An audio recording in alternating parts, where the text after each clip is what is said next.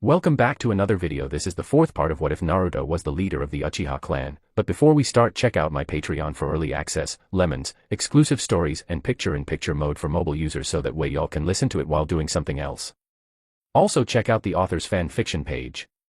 Link to all that will be in the description. Chapter 14. 2 months later. Naruto sat with his eyes closed and legs crossed. He was sitting atop a skyscraper that stood above all the other small stone buildings. This place was advanced and looked like the hidden Rain Village, but instead, their facilities had glass and steel, not just metal bolted together and layered with brick. It was a fully built city below him. This was his Kamui dimension, a place he could only visit.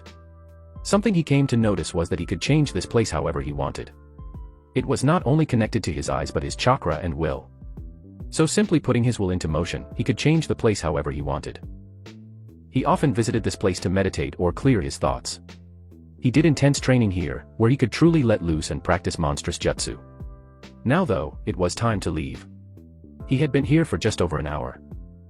Mira would be upset if they couldn't hang out before the ceremony today. Later, they would be witnessing the inauguration of the 5th Mizukage. Naori Uchiha. It always made him smile. His beloved mother would become the best Kage to ever live. Not to mention the first Uchiha Kage. There was also the fact she would be the first female Kage as well, but he didn't really care about that fact. Master, was this session satisfactory for you? That was something that had also changed. His weapon, Safuyu.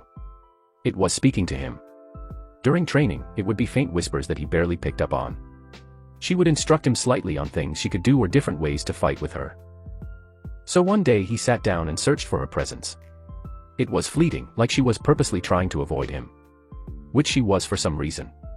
Safuyu had told him that she was not ready to face her great master. Naruto had to assure his weapon that it was okay. It took a lot of convincing, but she soon listened to him and started to regularly speak with him. This leads to the added benefit of improving their power and connection to one another. Naruto had to wonder though, how was she able to speak with him? So he asked. Safuyu had said it was because she was part of an already sentient life form. Also, Naruto had used his own blood and chakra in the process of creating her. In doing so, Naruto unknowingly created a completely different version of herself. A superior version that was proven time after time. Safuyu could negate chakra, absorb it, and even contain chakra. Amiri was pretty jealous that Naruto had created his own weapon that surpassed her own. It was good enough to clarify as a weapon on par with the weapons of the 7 ninja swordsmen. No, I could have done more. But Mira-chan would be displeased if I kept her waiting any longer. Naruto opened a swirling portal to the real world using Kamui. I suppose, Mira is very clingy. Says the one who doesn't like for me to use other weapons or when left without me for too long. In an instant, his treasured side released a white little light. Sprouting from the weapon was a small figure, resembling a fairy. They had long black hair that was longer than their small body. Her eyes were normally a placid candy red, which she developed to be like Naruto. But as of now, she was glaring at him with a flush on her pale cheeks and her eyes seeming to glow a fierce red. She was dressed lavishly, covered in a white fluttering robe. This was Safuyu's fairy form, only visible to him or anyone she allowed to see her. Master. She brought her hand back and slammed it on his cheek. It was like being hit by a raindrop. It did nothing but serve to make Naruto smile amusedly at her. Naruto brought his finger up and rubbed at her face. I only jest. Humph, sometimes you can be very cruel. I'll make it up to you later. Naruto began to walk through the spinning vortex. Once Naruto exited, he was in his room. Inside his room, it was nice and kept very clean. There was his bed in the middle of the wall with black bed sheets and blankets. Next to this was a small gray nightstand holding a small fan that blew cool air throughout his room. He had a small circle-shaped kotatsu surrounded by dark purple sofa cushions, matching the blanket underneath the kotatsu. His room was large and cozy. Often spending time in his room was Mira and Komaki, his little ninja cat. His door was opened seconds later, which showed Mira quickly coming to him. Come on. All the others are waiting for us, Naruto-kun. Mira grabbed him by the hand and began to pull him through the halls of their house. Naruto, Naori, Mira, and Shisui all stayed in the same house now. The bond between these four was close. Mira already saw Naori as her mother, and Shisui didn't mind either being treated as Naori's child. It was nice, he and Mira's parents died early, and could barely remember them while Mira couldn't even remember their faces. She doted over 3 of them like a mother would. So Naruto just followed along as Mira pulled him. They were holding hands and Naruto wasn't resisting. Perhaps it was time he followed through on his promise. Man, we're gonna have so much fun. Who's all going to be there? There's Bunten-chan, Tsunagi, brother Jean, sister Hikawa, Chojuro, along with other kids. It's a park after all. I suppose you're right, kickball again. Mira gave him a big grin as her answer. Team up with me. Do you even need to ask? I'll take Chojuro. Why am I always the last pick? The blue-haired boy walked over to get behind Tsunagi and his team mumbling under his breath. Because you got chicken legs. Bunten yelled at him, aggravated they got this guy of all people. Don't worry dude, I heard when a girl is mean to you, she just likes you. Tsunagi patted Chojuro on the shoulder. He received a fist to the gut for that by Bunten. I wish I didn't pick you. He got out with sharp intakes of air. We kick first since you picked first. Naruto said and took the red bounce ball. On his team was Mira, Jinkasu, and other kids. They all wore relaxed streetwear. Clothes they could get dirty without a care in the world. That's fine, we are still going to win. Everyone took their spots on the large field. Sanagai was in the center and rolled the ball at Naruto who was ready. He's not hitting this one, I'll cover it in ice and make it too heavy to move. Tsunagi gave a menacing chuckle. He was tired of losing to Naruto at this game. It was time they won for once. The ball came to Naruto and as soon as his foot hit it, he felt the difference. He then showed a smirk afterward before kicking the ball off into the distance with a boom. What? How did he do it? Tsunagi looked closer at the ball to see it was on fire. He wanted to shout, but if he did that, Naruto could also expose him. So he just grit his teeth. Home run. Naruto did an obviously slow run around the 3 bases. Way to go brother. Jinkasu cheered from the sideline. Why didn't you catch that one? Naruto sent a wink to Bunten as he passed her. Why don't you catch these hands, huh? Naruto just laughed as he made it to home base. Their morning went like this as the kids just enjoyed being kids. They were not fighting and worried about seeing tomorrow so they could just enjoy today. They played dodgeball afterward which turned into chakra-enhanced balls being flung at each other. A fierce game of freeze tag where Tsunagi actually froze those he touched. Hide and seek which lasted a long time with Bunten winning that one. Now they had one of those big colored blankets and were spinning it in a fast circle. They tossed it in the air and rushed underneath it laughing and giggling. Making a brave move. Hikawa turned to kiss Jinkasu causing everyone to gape at the 2 flustered kids. Oh. What's going on under here? The blanket was yanked up to reveal a smirking Emuri. Nothing. They all said together before quickly running off. I just missed something big. Damn it. The redhead cursed under her breath. Naruto came to a stop as Mira was still laughing. Naruto looked at her saying nothing, just smiling as the sound of her laughter served to lighten his heart. She was just so beautiful. To others, Mira was a rough tomboy with her messy black hair and outgoing attitude. But to Naruto, he loved it. He loved her. Naruto was now sure of himself. He loved Mira Uchiha. So now he'd tell her how he felt. Mira. Calming down from her laughter, Mira answered. Yes. Naruto-kun. I love you. She froze and her brows became wide. Her mind spaced out in that moment and all she could think about was Naruto and his words. Naru, you better not be joking with me. She narrowed her eyes just in case he thought this would be funny. Naruto looked away, losing his courage for a second. No, I'm not. Naruto found his balls again, and walked closer to Mira. I'm in love with you, Mira. I want you to know that. Our promise we made, I am ready to uphold it. Mira was still silent and she only looked at him wide-eyed. Before it vanished and she smiled and hugged Naruto, ducking her head into his chest. I love you too. She was so happy. It was all surreal right now. This was really happening. Naruto, her best friend, had finally confessed to her. She had to tell Naori, Bunten, and her brother. I want to know if maybe you'd want to start dating. Boy, did he feel awkward right now. This was the most nerve-wracking thing he had ever done in his life. Yes, I'd be happy too. Mira looked up with a megawatt smile. Thank you, Naruto-kun, for keeping your promise. Naruto hugged the girl back, smiling as she had said yes. He was truly happy, overjoyed even. This was a moment he'd never forget and would always remember.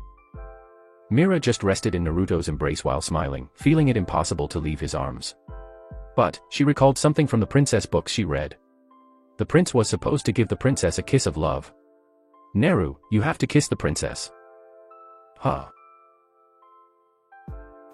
Mira puckered her lips and got on her tippy toes. Now Naruto faced a problem. Should he just go along with it? Or stop Mira and make her wait? But what would they be waiting for? Only 2 months ago they were fighting in a war. They could be thrust into life or death situations at any moment.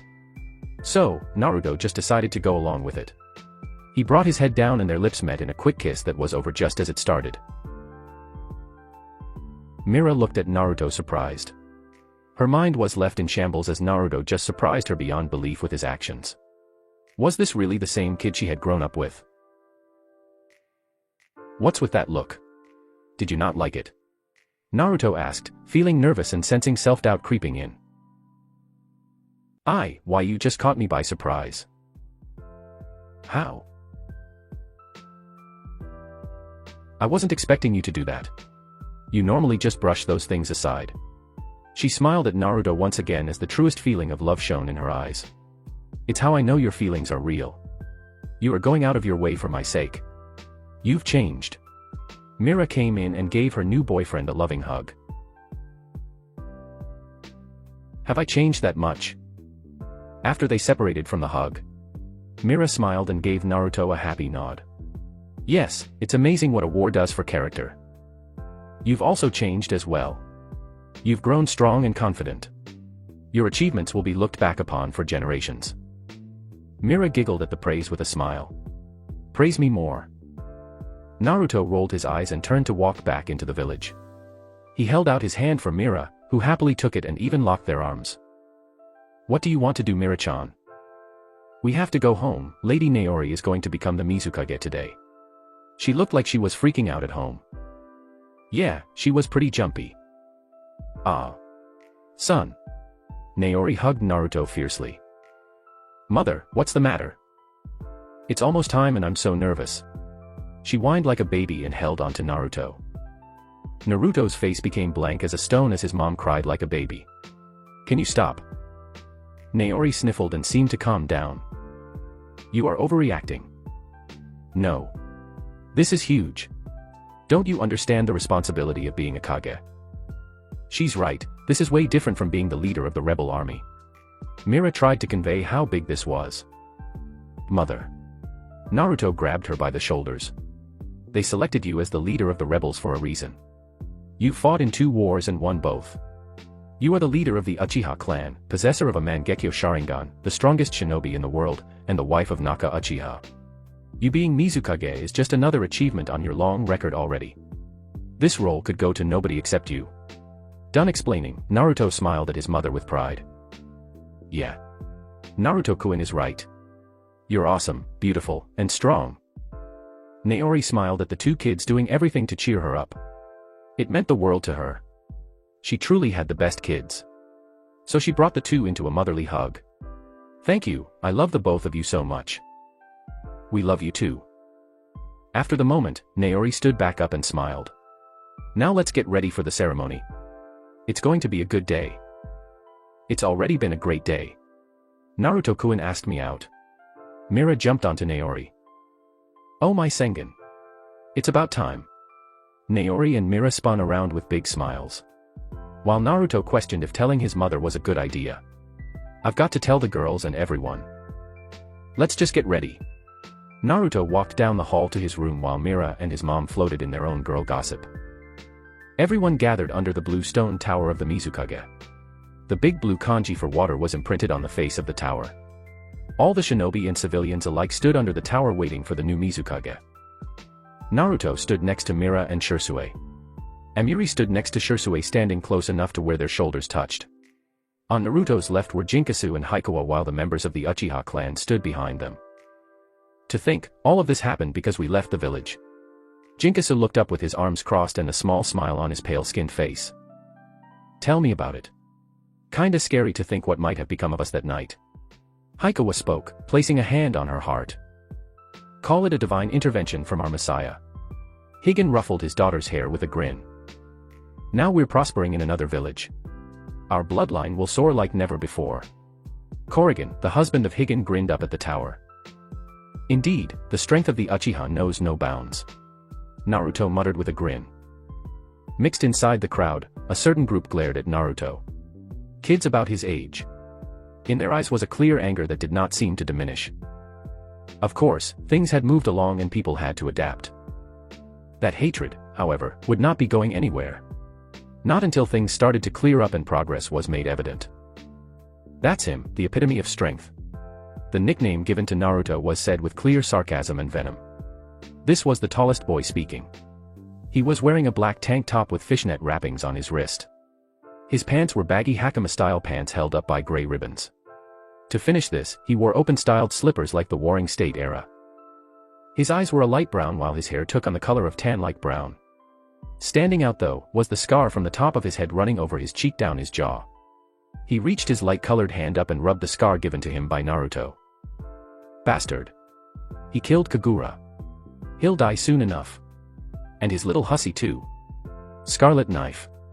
His thoughts trailed off darkly, taking in the two young Uchihas' backs. This was Iwagita, who was a powerful young shinobi fighting to purge his country. Matching his thoughts was his comrade, Kakura Himali. Her hair was a messy bush of orange hair tied into a wild ponytail. Kakura's eyes were a pupil-less sky blue.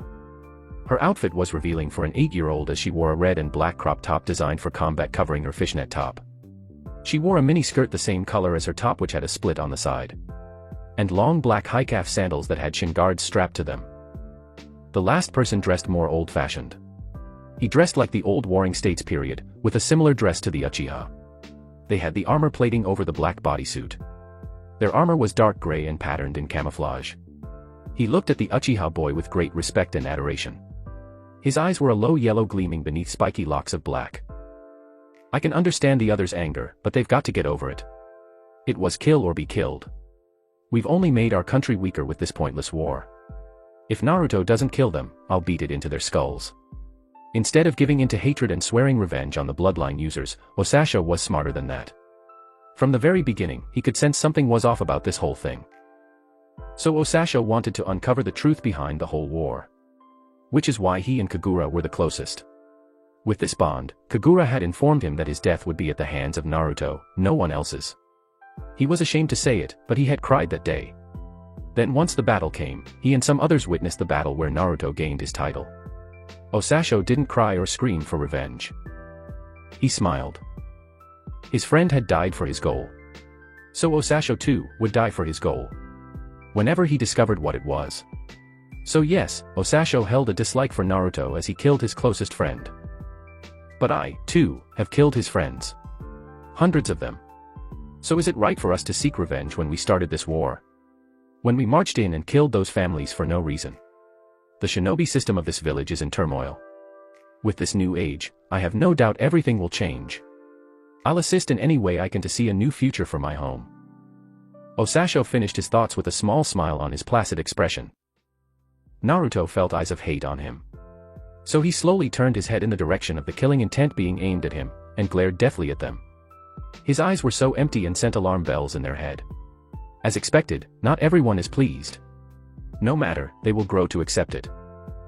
The group backed away and flinched in fear as the oppressive aura of Naruto seemed to crush them where they stood. However, now it was time. Naori walked closer to the edge alone at the top. She took a breath and walked. The blue Mizukage hat was in her hand waiting to sit atop her crown. I am Naori Uchiha, and from this day forth, the village hidden in the mist will prosper like never before. Once her practiced speech was over, she received cheers from the rebels and civilians glad to be done fighting.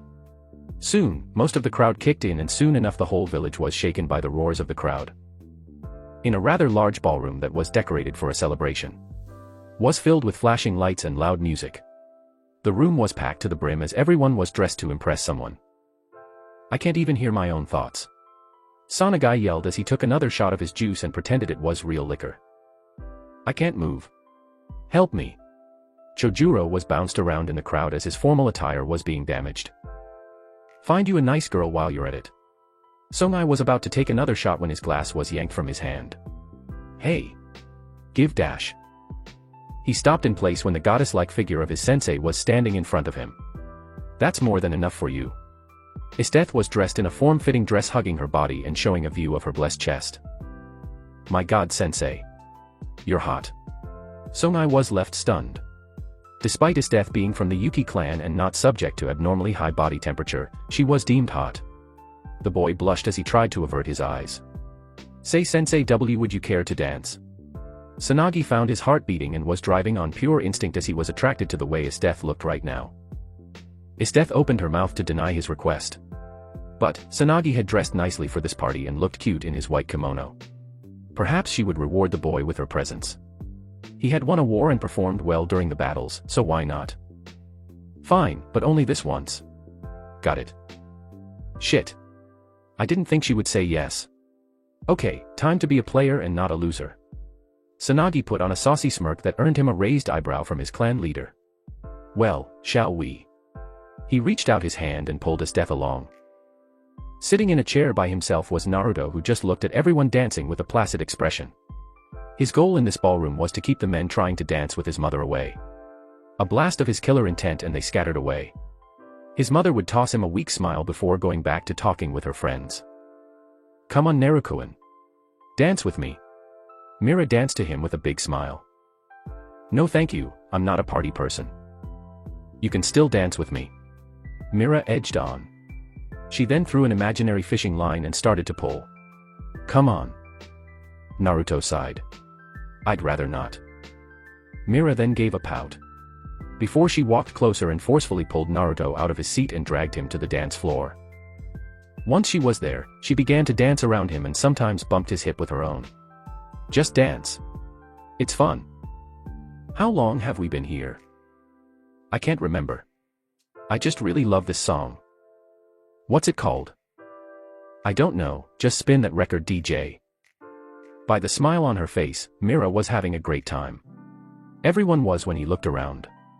In this small moment, everyone set aside their differences and just started enjoying each other's company. It was a time when they all understood each other for the first time in years.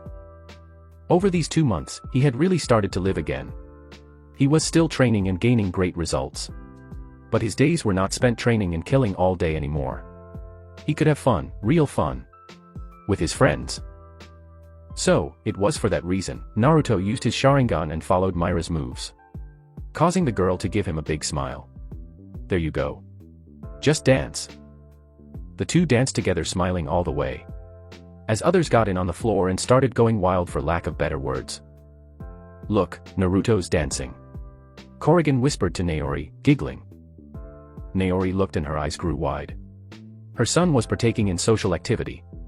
Quickly she grabbed a camera and snapped a picture of this moment. He's going to be upset if he finds out. May also laughed into her cup of liquor. Say, May. Why don't you go find a nice man to dance with? Perhaps since they are intoxicated they won't run away. Amiri teased with a wide grin before she started laughing out loud. May's glass shattered and she released a deathly aura. She turned to stare at Amiri and stumbled away laughing. I'll melt her tits off. See how that Uchiha likes her then. Speaking of Shisui, he seems to be scoring big. Korrigan tossed a smirk in her clansman's direction. Shisui was holding one Haribel Hoshikaji by the waist from behind as she brushed herself against him. They didn't seem to be drunk from the smiles on their faces. It was the first and only time Haribel revealed her face to the public. The woman was indeed pulling out all the stops to win the Uchiha over. Amiri took notice and stomped over angrily and said a couple of words. Hey! Shark stick flipper. What to think you're doing? Huh? Dancing, of course. The opposed shark flipper responded.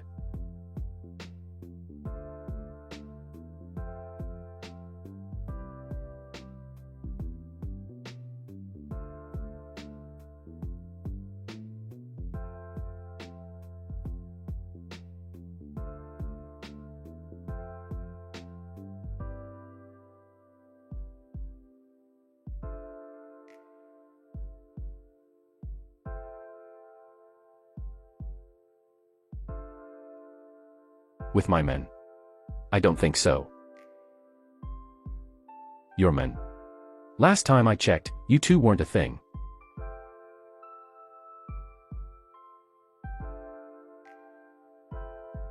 So, we were making our way towards that point. The redhead then turned her rage towards the Uchiha. And why did you go along with this? You know we were talking about this. Shisui knew this was coming and didn't flinch when she glared at him. As you said, there was never anything official between us. We talked, yes, but never about getting with one another for a loyal relationship. And that doesn't mean you can just dash.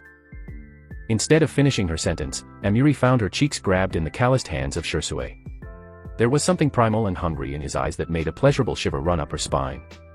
Enough, I know what you want. I'll happily give it to the both of you.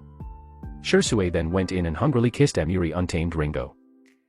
Harabelle looked mortified and almost walked away until she was pulled back into the same hungry kiss. Come, I am tired of cat and mouse between us. A blush soon found its way onto both girls' cheeks. This new side of Shisui was new and very much enjoyable. Perhaps it was the drinks in his system. That was not the case, as the Uchiha was very much traditional but not to the degree of the Hyuga. The men of the Uchiha were bold about their desire for the women they wanted. Shisui was proving that now. He had been holding himself back on the two as he wanted to see if this is what they really wanted. So he took the time to know them well enough. He knew them well enough and it was time to really know them. I am not sure about this whole sharing thing. Harabelle protested first. Yes, Emiri was nice, but sharing the boy she liked was a little much. I'll change your mind. Shisui's hands wandered along her body until they rested on her firm bottom. We can talk about this later, for now. Let's express how we feel in a different way. His husky voice whispered into her ear. Shit. I'm game. Sharky isn't all bad. Emiri jumped on Shisui's back. It also helps that you are sexy as fuck. Damn girl. With that, Shisui brought the three to his room in Naori's house and they began to express their feelings. Way to go, boy. Higan raised his glass to the Uchiha. Along with other males. They all cheered for the team. Everyone enjoyed the party as it carried on late into the night until there was an after-party. In a land that rested above the clouds, above the earth, and along a bridge that seemed endless as it dipped in and out of the clouds. This was no longer Earth. Floating in the rich blue sky was a massive rock of land with a huge Japanese-style temple resting on the floating land mass. It was red and decorated for that of a god. Inside this malevolent temple were a few well-known figures. They sat inside comfortably on floor mats and drank steaming tea. Sipping from her tea was Sengen Uchiha, the progenitor of Uchihas around the realm. She looked as youthful as ever due to her immortality and being a god. Her hair was rich and smooth, a liquid black almost. However, the woman in front of her. Their hair was on fire. It was like night flames flowed down her back, even reaching the floor, but not burning away at the soft carpet. Contrasting this was creamy pale skin being hugged by a white and golden kimono. Her eyes were currently closed as she seemed to be in deep comfortable silence. She turned her head, causing the small golden bars on her ears to jingle slightly. It's such a nice day outside. The polished voice of a god escaped her red-painted lips. I shall bask in my sun today, perhaps even get a tan. Not a bad idea, maybe I'll go for a swim. Sengen answered, also looking at the wide ocean below. The woman in front of Sengen turned and gave her a soft smile through gentle black eyes. Although she was smiling at her, Sengen knew the god was anything but pleased with her at the moment. Before we go off and enjoy our eternal lives, let's talk about why I asked you to see me today. Yes, Amaterasu-sama. Amaterasu, the goddess of the sun and queen of the universe. She was one of the first kamis to exist along with her sister Tsukuyomi and Susanoo. She was the strongest and ruled since the founding of Takamagara, where they currently resided in. Starting off, I am glad the clan you founded all those years ago is doing well. They finally won that war, looks like that curse is clearing up as well. That little messiah of theirs seems to have saved them. Hearing Naruto be praised by the god of gods caused a smile to cross her delicate face. But calling Naruto a messiah was not an accident. Only those granted the title of messiah from Amaterasu herself could have that. And what she did falls under that category in a way. Granting Naruto the title he has. 1,000-year shinobi was going against Amaterasu herself. The Uchihas were not meant to survive. Naruto directly changed the course of the universe with his actions. He along with the rest of them was destined to die out and just leave only Satsuki alive. Amaterasu was unsure of something though. Why and how did Naruto save everyone? She saw that they fled and he led them to water country. But was it Sengen who gifted Naruto with his title that caused this, or Naruto himself? So that is why the goddess rested in front of her now. Why did you go against my will? Amaterasu gently asked her first question. It was out of love, for my followers. I couldn't bear to watch them be slaughtered. Those innocent children and babies, it was too cruel. Sengen poured her heart into the response she gave. Hiding no truth as the goddess in front of her looked directly into her heart. I feel their love and passion for each other. I had to watch as it was slowly turning to hate and being corrupted. Amaterasu gave a smile. That's a good answer. It's clear to everyone that you hold the greatest love for your subjects. Even more than myself. It was then Amaterasu's eyes shifted from kind to unsettling. They were still ordered to die. By me, your goddess. I understand, but I would be considered a failure if I allowed my children to all be slain. I wouldn't see you that way, nobody would. You'd just be following orders. But I would. The answer actually shocked Amaterasu as she was not expecting this answer. How would I be able to look at myself, if my beloved children died while I did nothing? Dojin put up no complaint when his clan, the Senju, died out. He had a chosen one of his own. And that man went on to be hailed as a god in the shinobi world. Amaterasu countered, bringing up the woman's rival. We are not the same. Was the short reply Sengen gave, almost glaring at her goddess. True. Amaterasu nodded and closed her eyes. She does not seem to regret her actions at all, she's answered with nothing but the truth. And seems to be willing to fight me on this. It almost made her chuckle. When was the last time she raised one of her 3 regalia? Okay, I guess, I am satisfied with my first question. Amaterasu said. Now for the second. When did you mark Naruto as the Chitose no Shinobu? I did it once he activated his Sharingan. And in doing this, did you also cause him to save his clan? No, he performed that act all on his own. I simply gave him the power I saw best to aid him in his future goals. Sengen gained a smile again. Just speaking of him caused her heart to flutter and joy to spring in her heart. Wipe that smile off your face. Amaterasu interrupted her joy with a decaying expression not matching her peerless face. You doing what you did caused a shift in the world. Do you know how the Uchiha see Naruto? At this, Sengen began to sweat and shudder from the look she received. A messiah. It was just a title, but that title could drop many people from just the weight. Yet, Naruto walked in strides as if it weighed nothing. Just because someone carried something so well, didn't mean it was light or easy.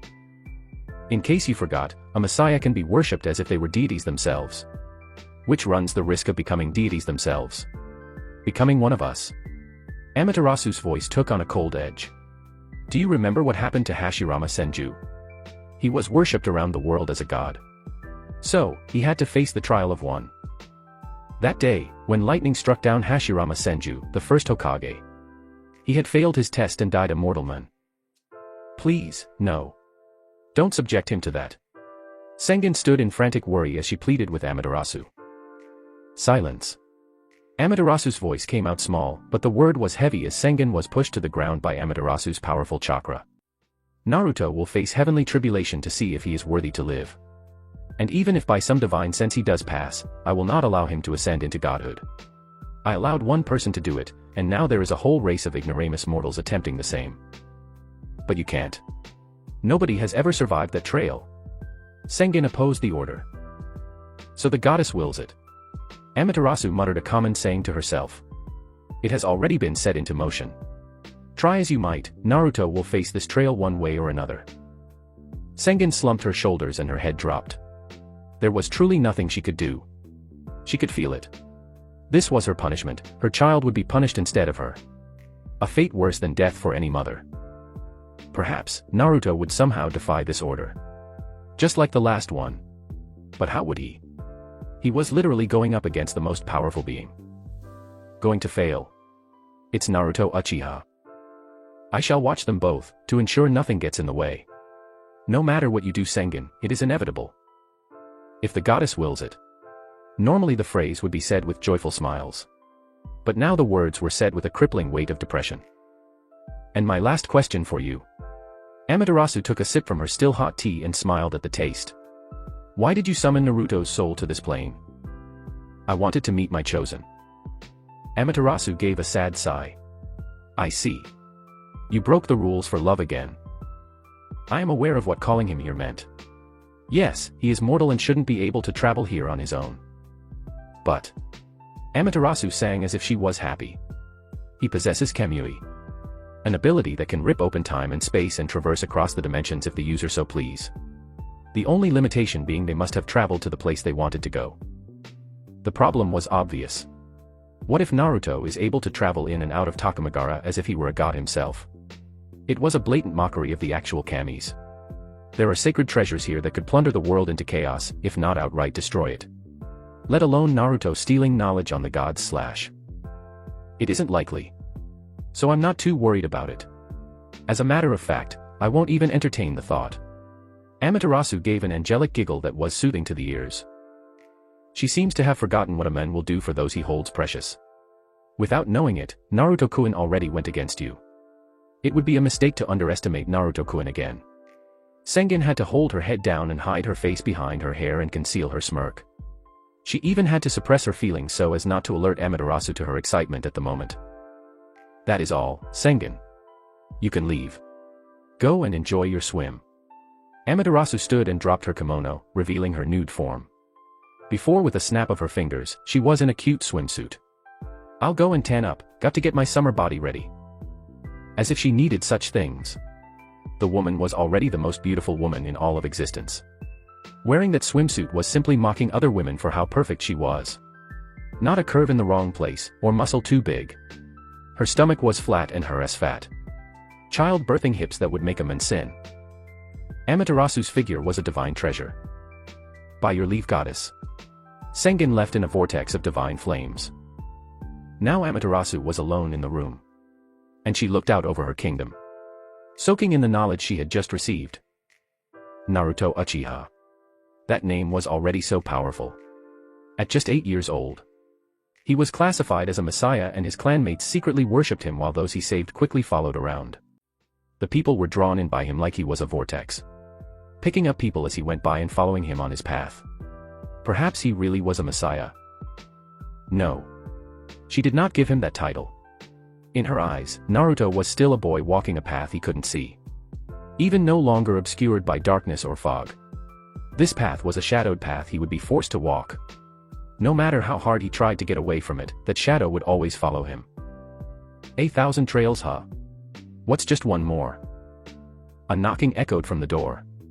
Naori looked up from her work, thankful for the intrusion. Come on inside. The door opened and in stepped a grown man who looked to be 20 years old. Their frame was tall and lean with enough muscle to not look completely skinny. He had a sharp jawline and smooth cheekbones. Their hair was a pale pink with combed back hair. He was wearing the Jounin mist uniform with a slick gray vest over long white sleeves. He also had his mist plastered on the front and back of his vest. He also had on white bottoms with black leg warmers on his white sandals. He looked at the working Kage with curious light blue eyes. What is it you ask of me, Mizukage-sama? Naori dropped her pin and gave that motherly smile SHW was being known for. I want you to come with me to Daimyo's castle, along with Meitorumi as we try and gain his aid. The man was stunned. Were they not just fighting only 2 months ago? Yes, things had calmed down, but surely she wasn't so comfortable already. Why are you asking me? I figured you'd ask me for something like this. But you weren't a rebel. Yes. And that is exactly why you are coming with me. I am not so naive as to open my arms and welcome you all with a hug. Naori shuffled through some papers on her wooden desk. Hazato Gemori, if I were to bring 2 rebels with me, it would look as if I am playing favorites already. Once she pulled out the paper she was looking for, Naori was able to see an information sheet about the men. Hazato nodded as that did make sense. You are correct, we would begin to hold doubt and suspect you would become a tyrant. This is why I am outside so much, to understand the people more and paint a different image. I know it will take a long time, but I hope I can gain your support. The beautiful Mizukage spoke, gaining respect from Hazato. But it also gets me behind on all this paperwork. Naori slumped her head onto the desk and cried. A little secret, the people you saw 2 days ago have already warmed up to you. It is mainly the shinobi you must turn to your side. For that comment, Hasato got a smile. That makes me happy. It is my goal to make this village a better place. These people have suffered for far too long. Bloody Mist will no longer be the title this place holds any longer. Now she had a confident and determined glint in her eye. I look forward to it. A knock came from the door and so did long auburn hair. You are already doing a great job. Mizuka-sama. The voluptuous woman teased. Mei-chan. Naori exclaimed happily. Meet Hasato, your teammate for this mission. He is perhaps the strongest jounin in the village, possessing an A rank in the bingo book. Mei gave a slightly forced smile as she extended her hand. I am well informed on Hasato. He was quite the troublesome shinobi to put down. The same could be said about you, Mei. You caused plenty of havoc. The bright-eyed man tossed a smirk toward Mei. Mei for her part remained calm as they kept shaking hands. Are you sure there wasn't anyone more fit to take his spot, Mizuka-sama? Yes, I would like someone who could actually hit people with their jutsu, and also cast faster jutsu. Mei is a little lacking on that end. All of a sudden, Mei's grip tightened on Hasato's hand and her smile became malicious. While you're at it, let's get someone who knows at least 2 elements. Perhaps maybe a better medical ninja, and not this subpar shinobi. Before they could insult each other any further, Naori slightly released some of her chakra onto them as they began to flood the room with their own chakra.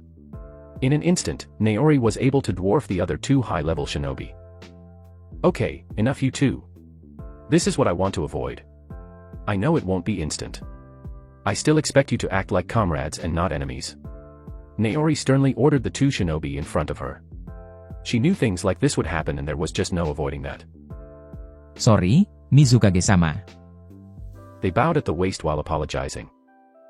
Naori then smiled shortly after causing the 2 to feel relieved her oppressive chakra was gone. Great, now let's get going. We have to hurry as I don't want to be away from the village for too long. Naori stood from her seat and grabbed the 2 thin-bladed swords next to her chair. En but. 4 figures appeared from thin air like phantoms. I want you to patrol the outsides of the village and lead anyone away from the village. Make sure you aren't spotted in doing so. I want the village to grow in silence. Understood, ma'am. The captain of the division said. This was a special person in the ANBU. Regarded as the strongest ninja in the village underneath the Mizukage. They often caused mass damage on the battlefield which led to many losses when fighting them. And you, Tiamat. This was the name of the Umbu commander. Their mask was white with the village crest in the center of the mask with blue straight lines coming from the sides of their mask. Instead of big eye holes, the Mist Umbu had small cuts for eyes. She had long blue hair the color of a deep ocean blue. The Umbu uniform they wore was fit for a woman as it was more snug. Her outfit was a dark black hoodie and slim pants with a kunai pouch on their back right above their waist. A long odachi bigger than a person lay next to them, as it was too long to stick to her back when kneeling. Yes, Mizuka-sama. It shall be done. Her voice was feminine but empty almost, as it gave away no emotion. Now, let's get going. On a boat in the ocean was a team of Naruto, Shisui, Jinkasu, and Mira. This was going to be their team formation when they got enrolled into the ninja system. Sadly, they still had to attend the academy. Naori had explained in a way that didn't seem that bad. She said they can treat it as a way to still be kids. Attend school, hang out, and grow as a unit with the other kids. So before she left, Naori let them go on this mission to check out rumors surrounding a strange island. So, is there anything you can give us about this island we're heading to? Shisui asked the captain. A middle-aged man in a fisherman's uniform. I'll tell you what. The man turned to give a grin showing his withering teeth. That damn island then sank more ships than a goddamn bomb. They are large animals jumping out the water with big creatures flying in the sky. I swear I saw a snake bigger than the damn island. Though I could have been drunk that day, ha ha ha. Mira laughed as she leaned over the railing. A snake bigger than an island. Possible, the snake Sannin can summon large battle snakes as well. Naruto brought up the rogue Nin. I have a question, Captain. Jinkasu asked from his seat. Gone on girl boy. Jinkasu showed no reaction to the comment, although it did irritate him. Do these animals leave the island? How far out have they gone? The captain rubbed his chin and scrunched his face up in thought. Not far, they can't get away from the island. They look to be hitting a wall which keeps them inside. And you say this is in the Kaizoka Sea? Shisui confirmed. Yup. Right by all them damn whirlpools.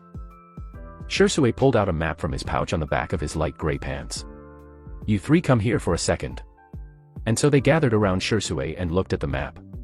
The island we are going to is close to Whirlpool. Oh, that's where the Uzumaki are from. Mira knew about this since Shisui had taught her about history. So she was a little excited as it slipped through her voice. Perhaps they could go to the village and maybe gain something from the ruins. Right, so we should be careful of the strong waves located in this area. Shisui said. Ah, who are the Uzumaki? Jinkasu was left for a loop as the others seemed to know about this clan. It was a clan of great power, famous for its seals, kenjutsu, wind-style users, and sealing chains among the women. Naruto pitched in for his brother. They must be dead now. There was pity in Jinkasu's words for the clan. They could have ended up just like this Uzumaki clan if things had played out differently.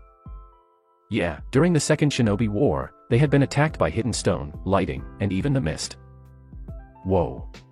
Mira, like the other two kids, became shocked. Our village took part in that. But why?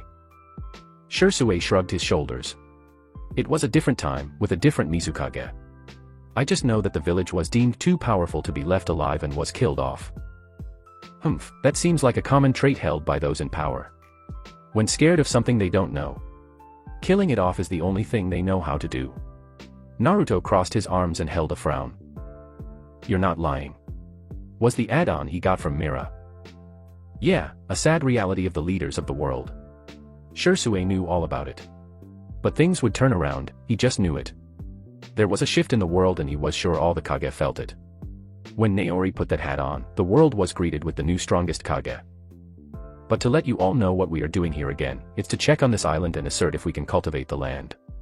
Shisui put his map away and looked over the boat to see the view of the island coming in. What are we going to do about the monsters? Mira asked. Just leave them be, only fight them if they are hostile. Shisui answered. There was no need to go around killing animals just because. Just stay alert, this is undiscovered territory. Treat it like you are behind enemy lines, his voice came out sternly this time, letting them know this could be dangerous. He received just as serious nods of approval. The kids were smart and strong. This would be mere child's play for the most promising kids of the Uchiha clan since he and Itachi. What, I can sense something on that island. Mira narrowed her eyes in the distance. Over there, something's in the way. They moved to the edge and activated their Sharingan to see a monstrous barrier surrounding the island hole. It was a powerful barrier that was jamming their senses. Perhaps, if not for the Sharingan, they would not be able to see this masterpiece. Sheesh, that is some complex sealing barrier. I don't understand a thing. Jinkasu turned off his dojutsu and held onto Summer Queen. Getting a bad feeling about that island. Whoever crafted that is a seal master, no doubt. It's a long shot, but this could possibly be an Uzumaki. Shisui's thoughts became troublesome. If this Uzumaki was hostile and knew how to apply their seal in battle, fighting them could be trouble. This is the work of a seal master, no doubt. If it is a Uzumaki, I'll ask for their help in learning seals. And maybe we can go to their village and take anything which might boast our village power. Naruto thought, feeling excited about the whole thing. As they got closer, the sky went from sky blue to thundering gray clouds with lighting peeking ever so often from the clouds. The waves picked up, tossing their boat around like it weighed nothing. Oh shit. This is it. The captain took control of the boat. Hold on, you three. Things are about to get wicked. Things indeed did get wicked.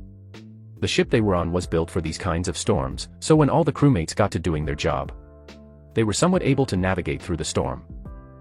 Alright boys. Prepare to take this beast head on. Yes sir. Following the shouts, came extreme rushing winds that blew some men off their feet. The waves began to climb high into the air and crash down onto the boat with fierce determination. This isn't some random storm, it's an artificial hurricane. I can sense the chakra imbued into it. Shisui noted the way the storm just spawned out of nowhere. It suddenly had giant waves and winds that could blow a full man off his feet. If only Harabel-chan was here, she could manipulate the water to leave us. The woman was known for having such control over water style. Naruto pulled the twin swords horizontally from his back. He then drove them to the floor and gripped them tight. Jinkasu mimicked his actions and held on, while Mira clung to Naruto's back, ducking her head from the wind. "Let's just go inside. There is a chance we could get blown off." Shisui yelled and pulled Jinkasu inside since he was the closest. That is when Shisui got a cut on his cheek. With his eyes wide, Shisui reached up and felt the blood pouring from the wound. In a moment of understanding, they all released what had happened. The wind was being manipulated. "Hurry!" Naruto reached around and was about to throw Mira to Shisui, who had his arm reached out, until Naruto's senses picked up and a large crescent of wind coming their way. So in a quick decision, Naruto pulled Mira back. The wind attack was larger than the boat itself, so it was no surprise when the wind cleaning sliced the boat into two halves. A wave then rose from between the two ship parts, pushing them in opposite directions. In a last-ditch effort to catch the boat, Shisui activated his Mangekyo Sharingan and quickly formed the Susanoo. A green skeletal hand reached through the dividing wave, only to grasp onto nothing but water. "Damn it!" A shout of anger erupted from Shisui. Drifting apart, Naruto and Mira were on the front half of the ship. But quickly, that part was sinking underwater. If they were left to water walk on such waves, the journey to the island would be a long one. So Naruto pulled the gunbai off his back and placed it on the water. "Let's just ride this out." Naruto stood on top of the floating gunbai and Mira got on afterwards. Naruto held the girl close as they quickly rocked around in the waves. "Is there no other way?" Mira asked, holding on for dear life. "Unless you can create some jutsu that can fly, we are going to have to surf the waves." Mira was then struck. That was it. If she could create a jutsu that could somehow fly them above the waves, not only could they escape them, but maybe even look for her two brothers. "I'll do it now then. I'll create a jutsu to save us," Mira declared and focused her chakra.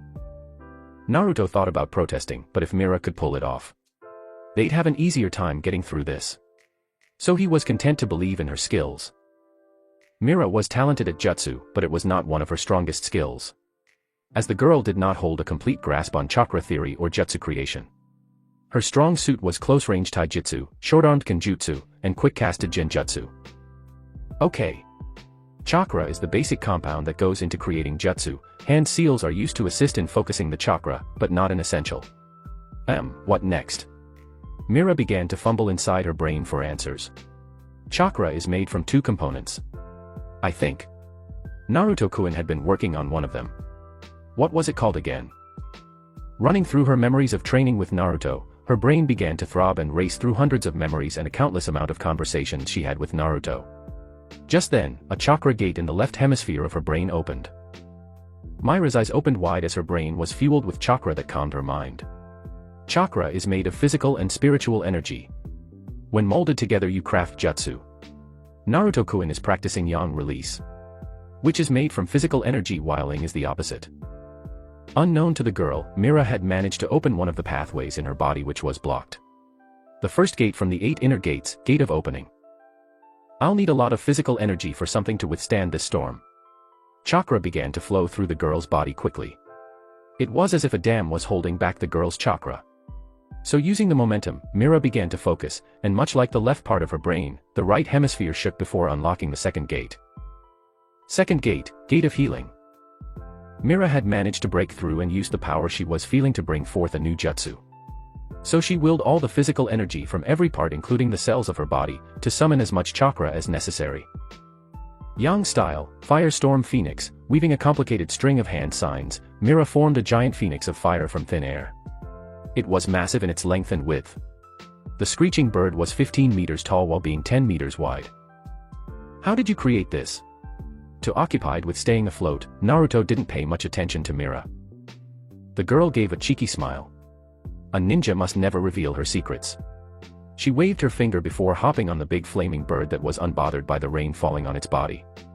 In fact, the rain quickly evaporated when coming into contact with the bid. Now hop on. Mira reached down and pulled Naruto onto the bird. Now. Up and away. Mira willed the bird to fly high, which might have been a bad idea. The wind blew their already wet hair into their faces. Combined with the speed at which the bird was flying served to make things hard to control. Slow down, Mira-chan. It was now Naruto's turn to cling to the girl. Can't.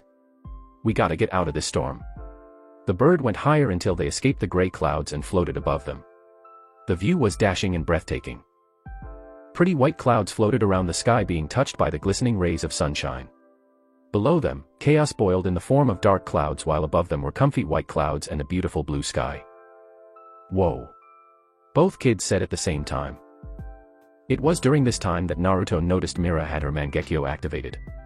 And from this angle, he was able to get a clear view of her unblemished skin.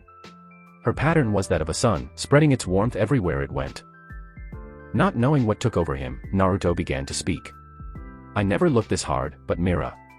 Perhaps it was just the moment causing him to speak like this. Mira turned and became aware of Naruto. He was clinging to her back while leaning over her shoulder. Her cheeks tinted a slight pink as she stuttered. Why, yes. You have such beautiful eyes. What? Mira's face took on that of a tomato as she became flustered. She began to lose focus on her jutsu as they swerved. I mean it, I never paid this much attention before. I'm sorry for that. You are truly beautiful. Don't go saying that all of a sudden. Mira repeatedly batted Naruto's soaked chest. She was losing focus, and because of this, the bird began to disperse, almost causing them to fall. But Mira quickly sent her chakra back into the bird and got it under control again. You're going to make us crash. Idiot. She turned and huffed. Naruto chuckled softly behind the girl. Sorry, I just had to get that off my chest. Feeling Naruto's arms pull her closer to him, Mira squealed inside her head. I forgive you, but let's find the other two first. With flushed cheeks, Mira forced the bird down back into the clouds and found the mood being washed away. They searched and searched, using their Sharingan in an attempt to peer through anything they might have missed. For a whole hour, the two kids looked for any signs of the two. All to find nothing. This caused the two to feel disheartened at their lost search. Holding out hope one last time, Mira and Naruto just went to their target island. It was a relief when they saw the ship had washed up on the island. Thanks, Sengen. Mira allowed the bird to disperse. But shocking her, the chakra used for the jutsu flew back into her system and refilled her dropping reserves of chakra. Ah! Isn't that handy? A powerful jutsu. You also used Yang style, which I've been trying to understand for more than 2 years now. Yet you grasped it in an instant. It seems even I underestimated just how powerful you truly are. You are a genius, dare I say. Mira was brought to silence by Naruto's declaration. It was clear that he was being honest, as Naruto was not the type to lie. It meant a lot that Naruto was complimenting her so truthfully and setting his pride aside. Thank you, Naruto-kun. That means a lot coming from you. Naruto found himself being wrapped in a hug as Mira didn't care how soaked they were. So he held the gunbai over their head as a way to hide from the storm. Let's go into the forest, it'd be bad if one of those waves washed us away. Then we just fly away again. It's best if you don't use a new jutsu over and over again, especially when you don't have it mastered. But you have to use it over and over again in order to master it. In a practice setting with supervision. I'll just spam it and figure it out as we go. A long dragged-out sigh escaped Naruto's mouth, as this was going to be a long mission. What's with that sigh? Does it bother you I have a super strong jutsu? Instead of arguing, Naruto caved into the girl's words. Yes I do. Naruto would soon learn that arguing with women would only make the situation worse. Jumping through the tree was Naori and her 2 bodyguards. The trip to the Deimos Palace was traveled with small chatter on Naori's part as she tried to connect the 2 behind her. Somei, I have a question. Go on. Did you ever visit the water daimyo for assistance? The entire time, Naori wondered why the men would not want to help save his country from the chaos brewing inside. Mei frowned as she indeed paid a visit to the men. I did, I begged for his help. Her fist clenched at remembering the humiliating memory. He didn't want anything to do with it as long as he stayed rich. Naori also frowned as this was already turning out bad. How sad, did he not release what might have happened if Yugura kept going? I tried to explain it to him, but it was in one ear and out the other. I see. And the group fell into silence again as they all focused on making it to their destination. That was until they felt a large chakra signature coming closer. I know that signature. It's Utakata, the Jinchuriki of the 6 tails. Hasato began to get nervous as the powerful shinobi could possibly kill all of them. I was hoping for this. It will make things much easier. Naori activated her Sharingan and followed the trail of chakra. Come on you two. Naori jumped after the chakra signature with much more vigor. Our new Kage is insane. Aren't we all? Mei tossed him a smirk before following their Mizukage. Arriving in a clearing, Naori saw a tall thin brown-haired man sitting quietly on a stone. He was wearing a blue robe tied by an orange sash. He was blowing bubbles from a small tube in his hand. That's him. Hasato whispered to Naori. What's the plan, Naori-sama? Naori thought quietly to herself for a moment. He ran away, not wanting to fight in the war or bloody mist. It's safe to assume he doesn't like conflict. The file also says he hates student-teacher bonds as well. Our best set of options would be to talk with him. Naori dropped from the tree, making a sound on purpose.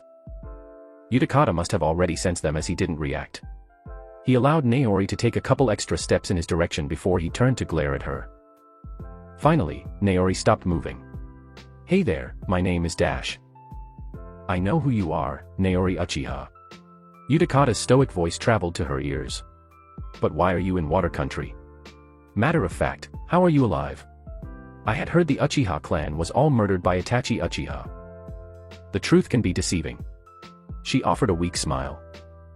Tell the other two to come out. Alright guys, come out. Mei and Hasato flashed beside Naori on guard slightly. Utakata silently observed them. Naori alone was already an S-rank ninja. Add on the fact she was being backed by Mei and Hasato, two incredibly powerful shinobi. Do they plan to force me back? Naori has battled Jinchuriki before. Mei has experienced the might of a tailed beast, along with Hasato. I'm not here to fight you, I ask you to come back to the village. Why? I am not a weapon for your village to use as they please. His tone shifted into that of anger. And where is Yugura? Why is the rebel leader next to the mist shinobi? That seemed to make them all smile. The war is over, and I have been elected as the new Mizukage. There was a clear prideful smirk on Naori's face as she puffed out her chest. Now, Utakate took notice of the blue hat on Naori's back. So you killed Yugura. Now he was feeling a little nervous. They had killed Yugura, which meant there was some way for them to defeat him. Of course there was. Naori was a holder of the legendary Mangekyo Sharingan. With just a glance, Naori could place him under her control. Yes, we are rebuilding and it would help us tremendously if you came back with us. To help protect the village you used to serve. Mei added, hoping this would serve to ease his irritation. What this which speaks is the truth. There is a new age coming to the Mist Village. Despite insulting Mei, who gave him a death glare. He also spoke the truth, as Hasato felt a new age was coming to the village. Perhaps what you say is the truth, but do you think the people will be so eager to accept a Jinchuriki in their village so soon? Utakate reminded the three. No they won't, so it's best if you just leave. No, I want to rebuild this nation and I can't do that alone. I am asking the people of this country to place their faith in me. I need strong shinobi and even stronger people. You who have endured the scorn of the world for just existing. Your willpower is tremendous and I want your help. That deal also extends to your partner as well. I am asking for your help, I need your power to help rebuild this country. I need to create a path that my subordinates can follow without worry. Utakata was truly moved by Naori's speech. It was clear not only in her face, but in her chakra as well. She truly meant what she said. Nobody had ever said such kind words to him before. And here was this brand new Mizukage, asking for his help. She was treating him like a person, not some shinobi whose life meant nothing. But as someone precious to play a vital part in the world. I am asking you, Utakata. As the Mizukage. Naori held out her hand smiling softly at the powerful man before her. Will you let me walk in front of you? Chapter 15. Walking through the thick rainforest on their guard were Shisui and Jinkasu. Once they arrived on the mainland via shipwreck, the two Uchiha sought to explore and search for their two clanmates. Thankfully, the crew survived, meaning they could get off the island once the ship was repaired. Shisui used the tanto to cut the branches sticking out in front of him. This island is jamming my senses. Just what is this place? I thought I was the only one. Jinkasu spoke, following closely behind Shisui as he held onto his large blue tachi. Ready to draw it at a moment's notice. Their eyes traveled around the forest, still keeping an eye out for those monsters the ship crew talked about. So they moved deeper and deeper into the forest trying to find any clues that Naruto and Mira had come to the same island. Shirsue's watchful eye picked up something on the ground. It was large, the size of his head, and shaped like a paw print of a beast. Damn, this thing is massive. Even when putting his hand onto the print, it barely took up any space inside the footsteps of this giant. Jinkasu couldn't suppress the excited feeling he got from seeing this paw print.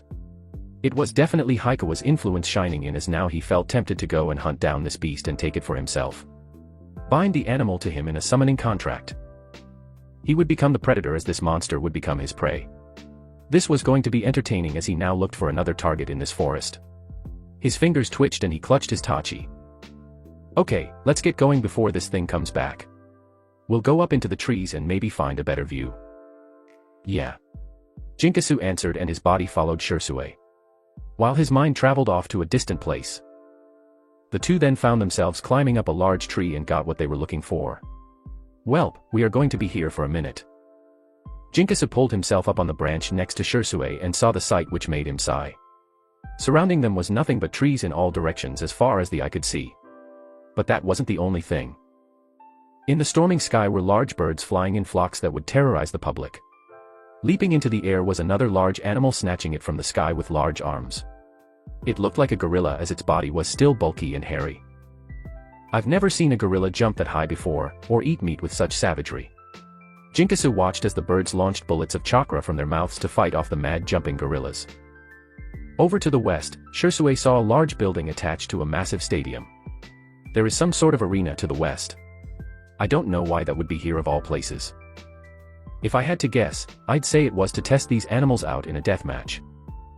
You're probably right, that building looks like some large observatory. Shirsue said. If the other two saw it, maybe they would head in that direction to avoid all this rain. Speaking of rain, we should definitely let this storm blow over first before we go searching in some forest unknown to us. Jinkasu pulled at his soaked shirt that stuck to his body. Alright, it will also wash away our scent to any predators looking to have us for a meal. They both leaped down to the muddy and dirty ground. I wouldn't mind, I'd like to see how these animals taste. Jinkasu imagined what that large bird would taste like over a stove and dipped in barbecue sauce. Interrupting their conversation was a puff of smoke. Coming from the white cloud was a growing gray kitten damp from the rain. It was Komaki, Naruto's personal ninja cat. Her soft blue eyes lit up when she saw the two. She jumped on Shirsue's shoulder and wrapped herself around him while rubbing herself against him. Smiling, Shirsue rubbed Komaki's small head with a smile. While doing this, he noticed a note in her mouth. Shirsue took the note from Komaki's mouth and began reading the note. Hello brother, Mira and I are okay and on this strange island. I am making this while Komaki is in my lap. If she leaves it means you are alive. I tried to sense your chakra out, but there appears to be some kind of jammer. But since I have Komaki, all I need to do is think of your name and face. If you are alive, Komaki will be brought to you, and if not, then she won't move. That is how summoning works after all. So if she leaves, I want to let you know we are okay. Or at least I am. Mira is a little fatigued from her new jutsu. We have found a big cave that housed some kind of bear with armor and chakra. He's making a comfy blanket as of now though. Anyways, we took notice of the large building structure and will go check it out first thing in the morning. Or, you two can come to our cave for the night. Komaki can take you back to her home, and then summon herself again to me. So if you summon yourself with Komaki, I'll see you soon. If not, see you in the morning. Shirsue let out a breath. They are okay and posted up in a cave. He left us with a choice though. Shirsue handed Jinkasu the note in case he wanted to read it. We can go with them to the cave and spend the night or find our own. We can survive without them for a night. We still have a place to sleep on the ship, even if it is barely holding up. Jinkasu gave his answer, making Shirsue nod as well. Now that he knew they were okay, Shirsue was fine with them spending the night separated. Okay, Komaki. You can give Naruto our answer. The kitten nodded its head and left through a black starry portal. How does she do that? I know it's a genjutsu, and even when I'm ready, I still fall victim to it. Jinkasu sounded as if he was pouting. But he wasn't and only looked angry at himself. Shirsue laughed and patted him on the shoulder. Don't know, maybe Naruto will learn and tell us one day. Inside a dark cave, Naruto and Mira were lying next to each other underneath the thick coat of the bear Naruto killed. They used it to warm their bodies up from the cool rain. Mira also saw this as the perfect opportunity to snuggle next to Naruto. To keep warm, Mira had said. Though it was true. So as Naruto laid back with his hands behind his head, Mira was flush against his body, intertwining their legs as well as holding him around the waist. Smiling gently, Mira was relaxed by the warmth of Naruto's body. "Mira-chan, how are you feeling now?" Naruto asked, gently rubbing her head. "Much better." She all but purred, earning a smile from Naruto. "That's great, you need to be fully recovered for tomorrow. Don't sweat it, I'll be able to handle whatever comes at us on this island." He could feel Mira's smile on his chest, as her voice was laced with well-deserved arrogance. That's when Kamaki fell from a portal and landed on Mira's head. "Oh, I'm sorry." Softly muttering an apology. "It's fine, you weigh as much as a feather." "She's growing." Naruto defended his cute little kitten. Kamaki crawled next to Naruto and licked his face. "So, what did elder brother Shisui say?" "That they will meet you at the stadium tomorrow morning. As of now, they are going back to the ship to rest." Kamaki earned a head rub from Naruto, making her purr in content. "That's good then. You can go back home if you want." Only for Kamaki's tail to sway gently, and she stared at Naruto shyly. "Well, I want to stay here with YU." "That's fine." His answer made her light up, and she found a place next to him and curled up into his side. And all three of them went to sleep that night in prep for what was to come tomorrow. Inside a spacious dark room was a redhead woman standing in front of a large tank the size of a lake and just as deep as one. The room was lit by only torches on the wall, and a haunting silence settled in the room. The delicate girl of 14 looked into the tank with a fondness rarely seen on her face. She looked to be gazing lovingly into the tank as if her own child was swimming in the water. "You will be perfect, I'm going to make sure of it." Inside, a very long and humongous creature could be seen. But only its shadow wiggled around impatiently. "I know you are eager to get out, but we are still not done building you." A loud monstrous hiss sounded from the tank. And in the murky waters of this monster's cage, two big blue eyes shone balefully upon her. Shivering slightly, she decided it was time to leave. "I will leave then." So she turned and began to walk away as two white large tassels followed her on the ground. She was wearing a nice sleeveless kimono. Its color was a two-toned purple, with the chest area being a darker shade than the trimmings of the outfit. It did well to match her flawless pale skin. She was a petite young girl with a small body, to small legs, with her white shorts showing as much. There was also a big bow on her back, and those tassels were just the strings of the bow. This was Hanoka, a surviving Uzumaki. She was a researcher on this deserted island, dedicated to creating the perfect summoning creature. And she was happy to admit, the time was near. Even though these intruders somehow made it to this island. Even through the storm, she managed to summon. Those persistent shinobi still made it past. So as she entered a white lab filled with small jars to man-sized jars. Inside these jars were other animals used to create the perfect beast. Around these jars stood other scientists eagerly writing on their clipboards. "You all, I have grave news." Hanoka made herself known to the working doctors. They turned to face her, seeing the serious expression she had. "What is it? Is he acting up again?" They were all familiar with the antics of their summon. "Yes, but that is normal. The real news is that our island has been invaded." The news shocked them and even knew how to react. "What are we going to do, Dr. Uzumaki?" one asked. "We can't let these ninjas find out what we are doing, or they will shut us down." As they all began to panic, Hanoka watched them calmly. Before she grew tired of it and raised her voice a bit. "Relax. We aren't going to do anything. Yet." She grinned. "They are unfamiliar with this land and are subject wandering. And if the situation calls for it, well, just let him take care of it." Hanoka had an idea of what the shinobi would do. No doubt they would visit their large facility in the forest. So she would prepare a surprise for them which would surely leave them speechless. "Prepare the stadium. We are going to watch as our creations do battle against the real deal shinobi of the world." Naruto used a hand to move his slightly long purple hair from his face. On top of the stadium, the wind was strong.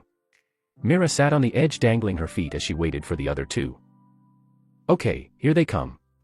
Naruto rolled his shoulders and got ready to leave. Just as he finished, Shisui and Mira flashed into two individuals. Shisui picked up Mira in a big hug, smiling. "I'm glad you're all right." The two blood siblings separated, feeling relieved to feel the other once again. Jinkasu just bumped fists with Naruto and gave a small hug. I knew you'd be good. Same for you, I'm more worried for the animals. The two brothers relished in each other's company. Ever since they met that day, a bond was formed between the two. A bond that was as tough as the strongest metal on the earth. Okay, have you two found any way to get inside this fortress? Shisui asks to come back to the mission at hand. We could always just bust the place open. Mira commented. Although it would be easier, we don't know what we are dealing with. Shisui gave his wise advice. So we should play it safe first. Oh. From here we can see 3 big gates, which most likely release the animals to fight. So we could go through them. Or sneak in through the vents on top of the office building next to us. Shisui thought about it for a moment.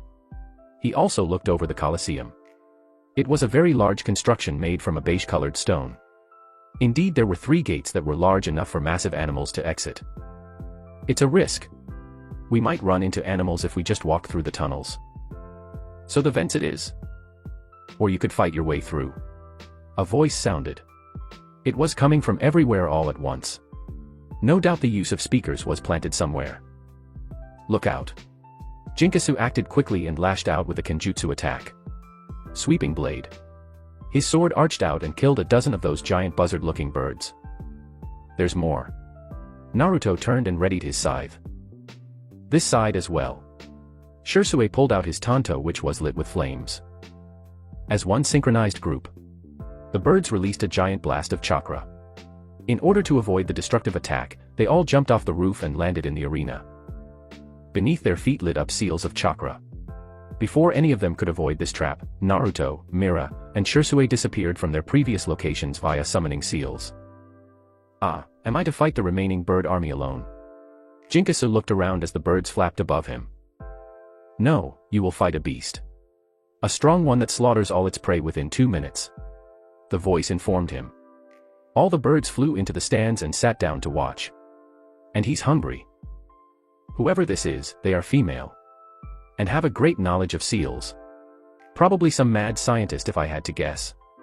Jinkasu looked to the rising gate in front of him. Even from where he stood, there was no doubt about it. This beast was very strong as its primal chakra radiated absolute power. Walking slowly and menacingly was a large and heavily built black jaguar. It was about the size of a fully grown horse. Even still, the beast was still a cat, so it was naturally nimble. Its eyes were glistening pearls of yellow. No doubt, you're that beast. Jinkasu moved to the center and made eye contact with the imposing creature. It was odd, as the jaguar looked at him with intelligence. Its body was dark as night and spotted with dark brown patches. You are coming home with me, bud. Jinkasu felt his lips spread into a grin showing his white teeth. The jaguar opened its mouth, releasing a roar and a burst of chakra as it did so. He could see the massive teeth that could rip through his body like butter. The jaguar rushed him with surprising speed and launched its heavy paw at him. Jinkasu ducked under the claw swipe and sent a punch into the beast's stomach. Upon contact, he could feel his hand tremble from the pain as it felt like running his hand into a wall of bricks. That, however, didn't stop the beast from being sent skidding away. Don't like that? He asked the beast, snarling in front of him. Jinkasu this time rushed in as he swung his sword, but the jaguar sent one of its claws, which deflected Jinkasu's blade. The jaguar used its speed again and swiped its sharp claws that ripped into Jinkasu's chest. Even though the cut hurt, Jinkasu didn't flinch away and cut the jaguar along the chest as well. An equivalent exchange as they both sustained cuts. Both slowly started to circle each other as they locked eyes and tuned out all the distractions that would interrupt them. Jinkasu crouched low to the ground and twirled his tachi in his hand. His Sharingan came to life and immediately formed 3 tomo. Chakra began rolling off the young Uchiha as he was determined to win and claim this beast for himself. The jaguar matched Jinkasu's intensity as its chakra rolled off its body in a shade of purple. Underneath it, the shadows wiggled until they literally rose from the ground and formed identical copies of the jaguar. Now Jinkasu knew the jaguar could control shadows and form its own copies. It seemed to grin mockingly at him as its shadowy purple chakra covered the Colosseum. No words needed to be said, as the two beasts began fighting once again. One was to claim ownership over the other, while the second was out for blood. Naruto found himself among a forest of rabid beasts. Even as they growled down at him from the trees, or glared at him from behind. He was surrounded by a horde of rabid deformed animals intent on leaving him dead. This would only be a few minutes if what he could see was correct. It was only a couple hundred of them. So Sufuyu made herself known by humming gently in his hand. The first beast moved in, a fast one looking more like a large rabbit with buff arms. Before its muscular arms could crack his skull open, Naruto's movement blurred and the rabbit was diced into many pieces. The trees began to be painted with blood and the grass would now forever be stained crimson as the plants drank the foul blood of Naruto's victims. And it's a monster party. Shisui looked around him as he was underground in a cave. Small creatures clung to the wall and blinked at him. Well, at least you are all gathered around for me. The small creatures then all clumped together to form one giant beast of a monster. A spider to be exact, which filled up the entire cave with its size alone. Giant house-sized legs with big pincers. Its many eyes were filled with a primal lust to destroy. It hissed and spit out a large green-like fluid that melted the spot he was previously in. Not a fan of visitors, are we? Shisui, the funny guy he thought he was, mocked the devilish spider. It seemed to not like that as it spewed even more of its acid around the room to try and take him out. Only for Shisui to flash around using body flicker. In doing so, he looked for any kind of weakness he could spot on the spider. Taking things a step further, Shisui created after-image clones which served to make the spider's eyes attempt to track all of his clones at the same time. Using his opening, Shisui appeared underneath the spider. He lunged upward toward the spider and jammed his tanto deep into its underbelly and ripped it all the way through. Its blood was blue as it dripped to the ground. The spider let out a pained hiss that scratched at Shisui's ears. The pretty-eyed boy covered his nose from the smell. It smells like Mira when she's done eating spicy tacos. But he saw the spider getting back to its feet and standing back up. The blood had also stopped and the wound healed over. So you can also heal, and shoot acid. What else can you do? As if responding to his question, the spider started birthing more spiders right in front of him. The thing looked like it was grinning as well, taking pleasure in messing with him. Oh brother, this might take a minute. Mira fell and sliced apart an overgrown scorpion clean in half. Mira jumped in between the animals, cutting them open as she did so. Just a minute, you'll all get your turn. Mira turned into a whirlwind of slashes as her dagger flared to life with fire and scorched the beast to the bone. Fire style, 6 rings. 6 spinning rings of fire formed around Mira like a hula hoop. It was like a moving barrier around her as they moved along with her and burned the beast. Mira was in the forest fighting off a horde of scorpions and angry apes. She sent her hand out and the outer ring moved to enclose a group of the scorpions and then blew up into large flames with a squeeze of her palm. The apes then tried to ambush her by doing a dog pile, only for the rings to turn into a spinning dome of fire that protected her. Waha! Brother Jinkasu has been using his jutsu wrong the whole time. It's more of a protective jutsu than an attacking one. During a spar once, Mira saw Jinkasu use this jutsu to try and defeat her. It didn't work as she was nimble like a kitten, which didn't allow Jinkasu to trap her in the ring of fire, nor did he catch her in the explosion of it. So Mira asked if he could teach her the jutsu, which he did, causing Mira to advance the jutsu to a new level and completely rework it. Alright, scrubs. I've had enough of this. Mira stopped running once she got a good distance away. I'll kill all of you in one swoop. Mira activated her beautiful Mangekyo Sharingan. The sun pattern of her Sharingan glowed brightly as Sengen's flames blessed her hands. The red flame crackled on her hand in a display of its intensity. Sengen Flare. Mira tossed the ball of flame into the horde of monsters and watched as it exploded into a large dome of fire that could be seen from all over the island. It soared above the trees and even took out the birds in the sky, shaking the ground around them from the magnitude of the explosion as it laid waste to everything. Wahahaha! And Mira wins again. This is even more than what I was expecting. Naori was in awe of the pure wealth that came from this godly temple. Outside was a sculpture of water in the image of the daimyo. The temple was miles long from east to west and it even had 2 stories. Yup, this is how daimyos are, all that money and just can't help but flex. Mei said, sounding more jealous than anything. No need to be jealous cause you're a brookie. I wouldn't know anything about that, being a rich guy myself. Hasato couldn't help but throw his own wealth at Mei. He made money from his life-saving surgeries and top-notch medical service. Fall off a cliff, asshole. Mei glared. If she had all that money, Mei would do the same thing. She couldn't even lie to herself. The amount of makeup she'd buy or rich clothing was absurd. Money is only a material treasure, it cannot go with you once you pass on. To pursue wealth and success is not the same as only obtaining money. Yutataka spoke, sounding more like a wise man imparting his wise knowledge. This guy is definitely broke. For the first time, Mei and Hasato shared the same thought. Exactly, Yutataka, you should pursue happiness. Naori took the side of the Jinchuriki. Naori herself had tons of money from high-ranking missions and positions. Instead of throwing it in others' faces, she used it to support her family and village. Naka though, he was quite the big spender who gambled slightly, often leading to Naori being quite upset with him. Only for Naka to make it up to her later. Naori turned so the others couldn't see the blush creep to her face. Thinking about that now was not a good thing. She needed to focus on the task at hand. Thank you, Mizuki-sama. Young ones these days don't understand that riches are temporary. The men thanked her with a smile while the others rolled their eyes. But I do wonder, Mizuki-sama. How did you manage to get an appointment with the daimyo? When Hasato asked this, Naori stiffened noticeably. What? You didn't secure an appointment with the daimyo of our country? Hasato again asked, sounding angered and annoyed all in one. He wasn't responding to any of my letters. Naori turned to give her side of the story. So, I just decided to come in person and meet with him. Hasato calmed down.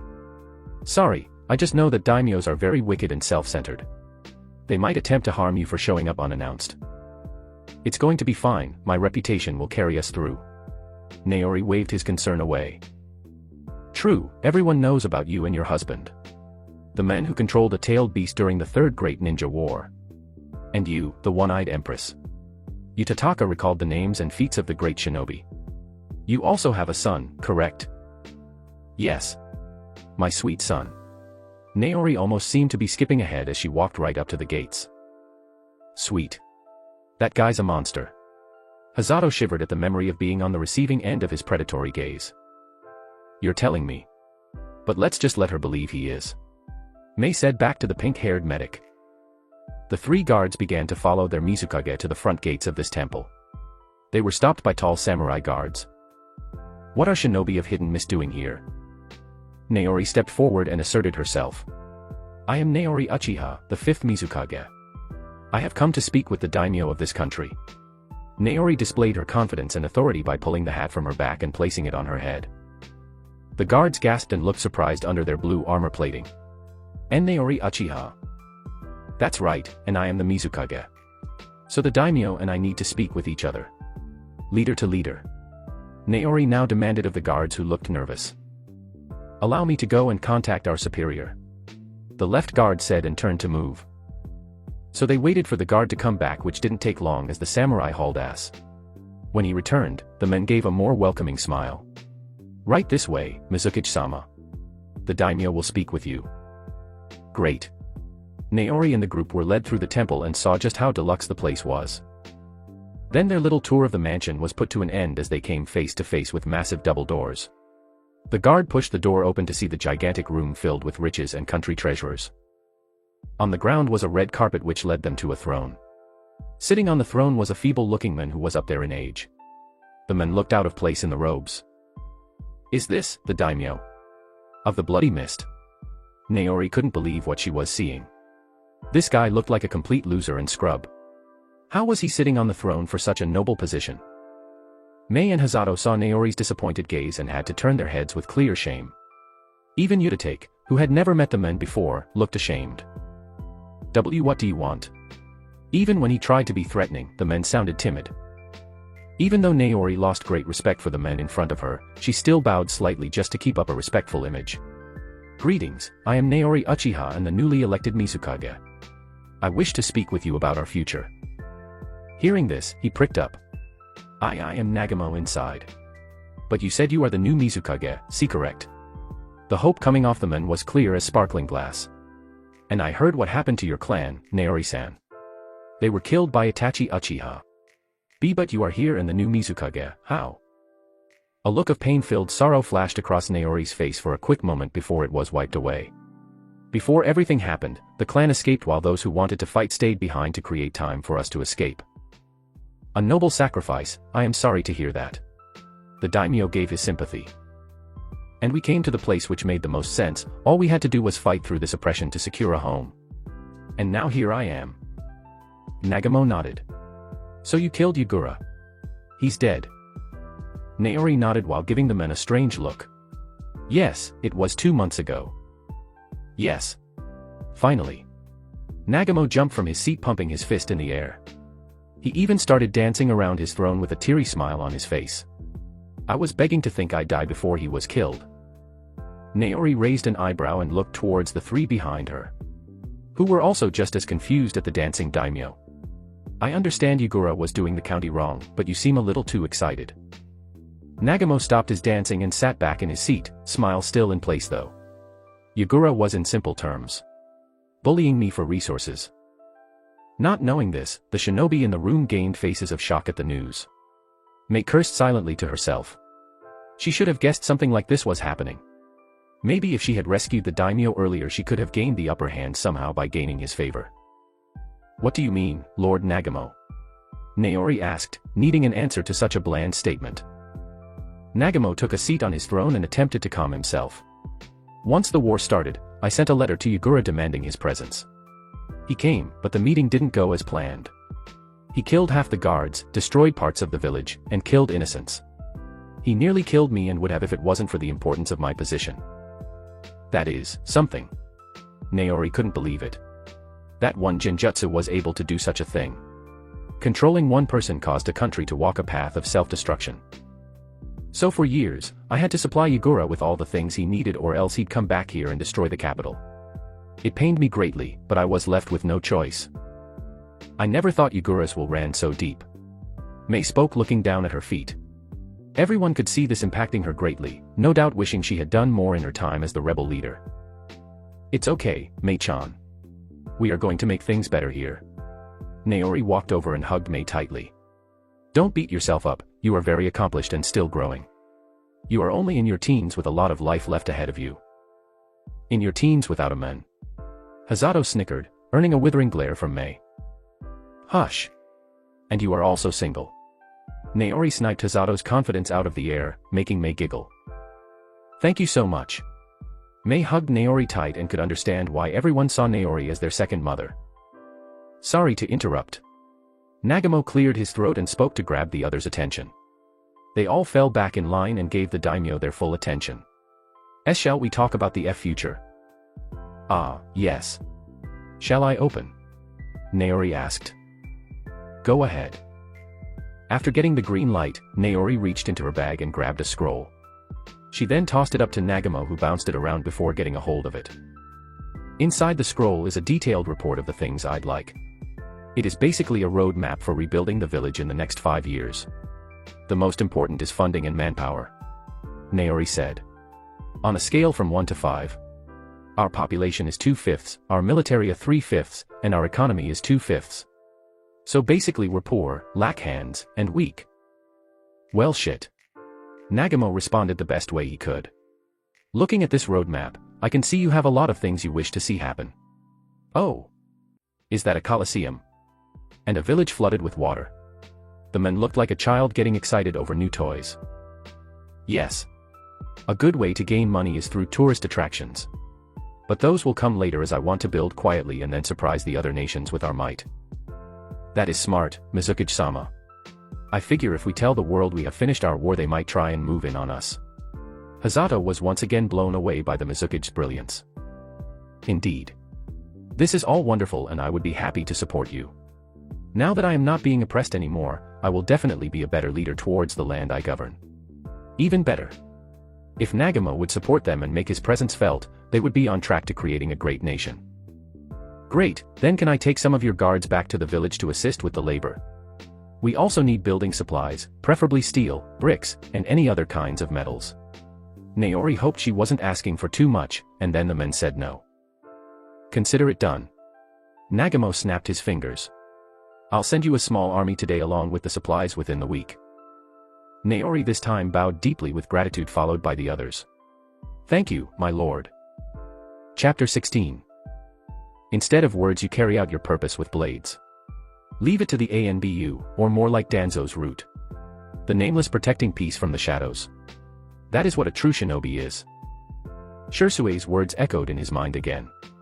Itachi to this day felt motivated by the passionate display of a shinobi. It was also the day he grew to trust Shirsue, as they both defeated Danzo's Anbu. Those words became the foundation of his ninja way. It's the code he lived by and the code he'd die by. But, the line between shadow and darkness began to blur and he didn't know anymore. His actions on the night of the massacre. Were they the correct thing to do? The blood on his hands, the innocent blood. All for what? To prevent outbreak and war, he'd remind himself. Naruto came to mind. He had stormed into the meeting and slapped everyone in the face with a bizarre plan. Was he right or wrong? Itachi wondered how the clan was doing now. He was sure that the current generation of Uchiha no doubt grew to be superior and most likely resembled the children from the Warring States period. Probably even stronger due to having more knowledge and jutsu available at their disposal. The clan thrived in conflict and grew stronger from it. The war must be over by now. Perhaps a visit was in store. Though the idea was trashed seconds later. He'd be swamped as soon as his chakra was felt. Shisui would be more than enough to handle alone, add on top of that Naori and the others. The curiosity inside him needed to be quelled, a part of him wanted to check on his family. If he even deserves to be called that anymore. He had killed his own mother and father, ruined his sister's life, and drove his clan into a war. To protect the peace of the Hidden Leaf village. The village he wasn't welcomed in, the village that saw him as a heartless monster for killing the entire Uchiha clan. Of course it was. I am Itachi, of the Hidden Leaf. The village he loved with everything was threatened to be destroyed. And there wasn't a thing he wouldn't do to see it safe. Itachi looked at the family picture he kept with him. His smiling mother and little sister, his father stone-faced, and him with a light smile. Would things have been different if I went with them? If I had believed a little bit more in the bonds of family and just exactly what it all meant. Itachi folded the paper up and let the moment pass. Things of the past stayed in the past. What was done had already been done and there was nothing that could be done about it now. Now he had a new drive and goal to achieve. Set his younger sister on the right path, which was protecting the leaf, ensuring no harm befell his village, and taking tabs on this criminal organization called the Akatsuki. Naruto appeared back at the arena they had previously been in. Now his clothes were stained with blood and Safuyu was dripping blood. His eyes picked up Jinkasa finishing his vicious fight with that abnormally large jaguar. Jinkasa had the animal pinned to the ground by Summer Queen and had a victorious smirk on his face. But it wasn't as if he wasn't damaged. His clothes had been torn at certain points while blood and deep cuts littered his body, surely to leave scars. That was amazing. I won't dare forget this fight. Jinkasu turned off his Sharingan and kneeled next to the whimpering beast. Like I said, I want you to come with me. I want you to be my summoning partner. Jinkasu knew the jaguar could understand him. The moment he laid eyes on the beast he could see the intelligence in its rich golden eyes. So be it then. The male voice that came from the jaguar didn't surprise Jinkasu. It growled deeply and hissed at the pain. Okay then, let's make a summoning contract. I can't with your sword in my rib. Jinkasu chuckled.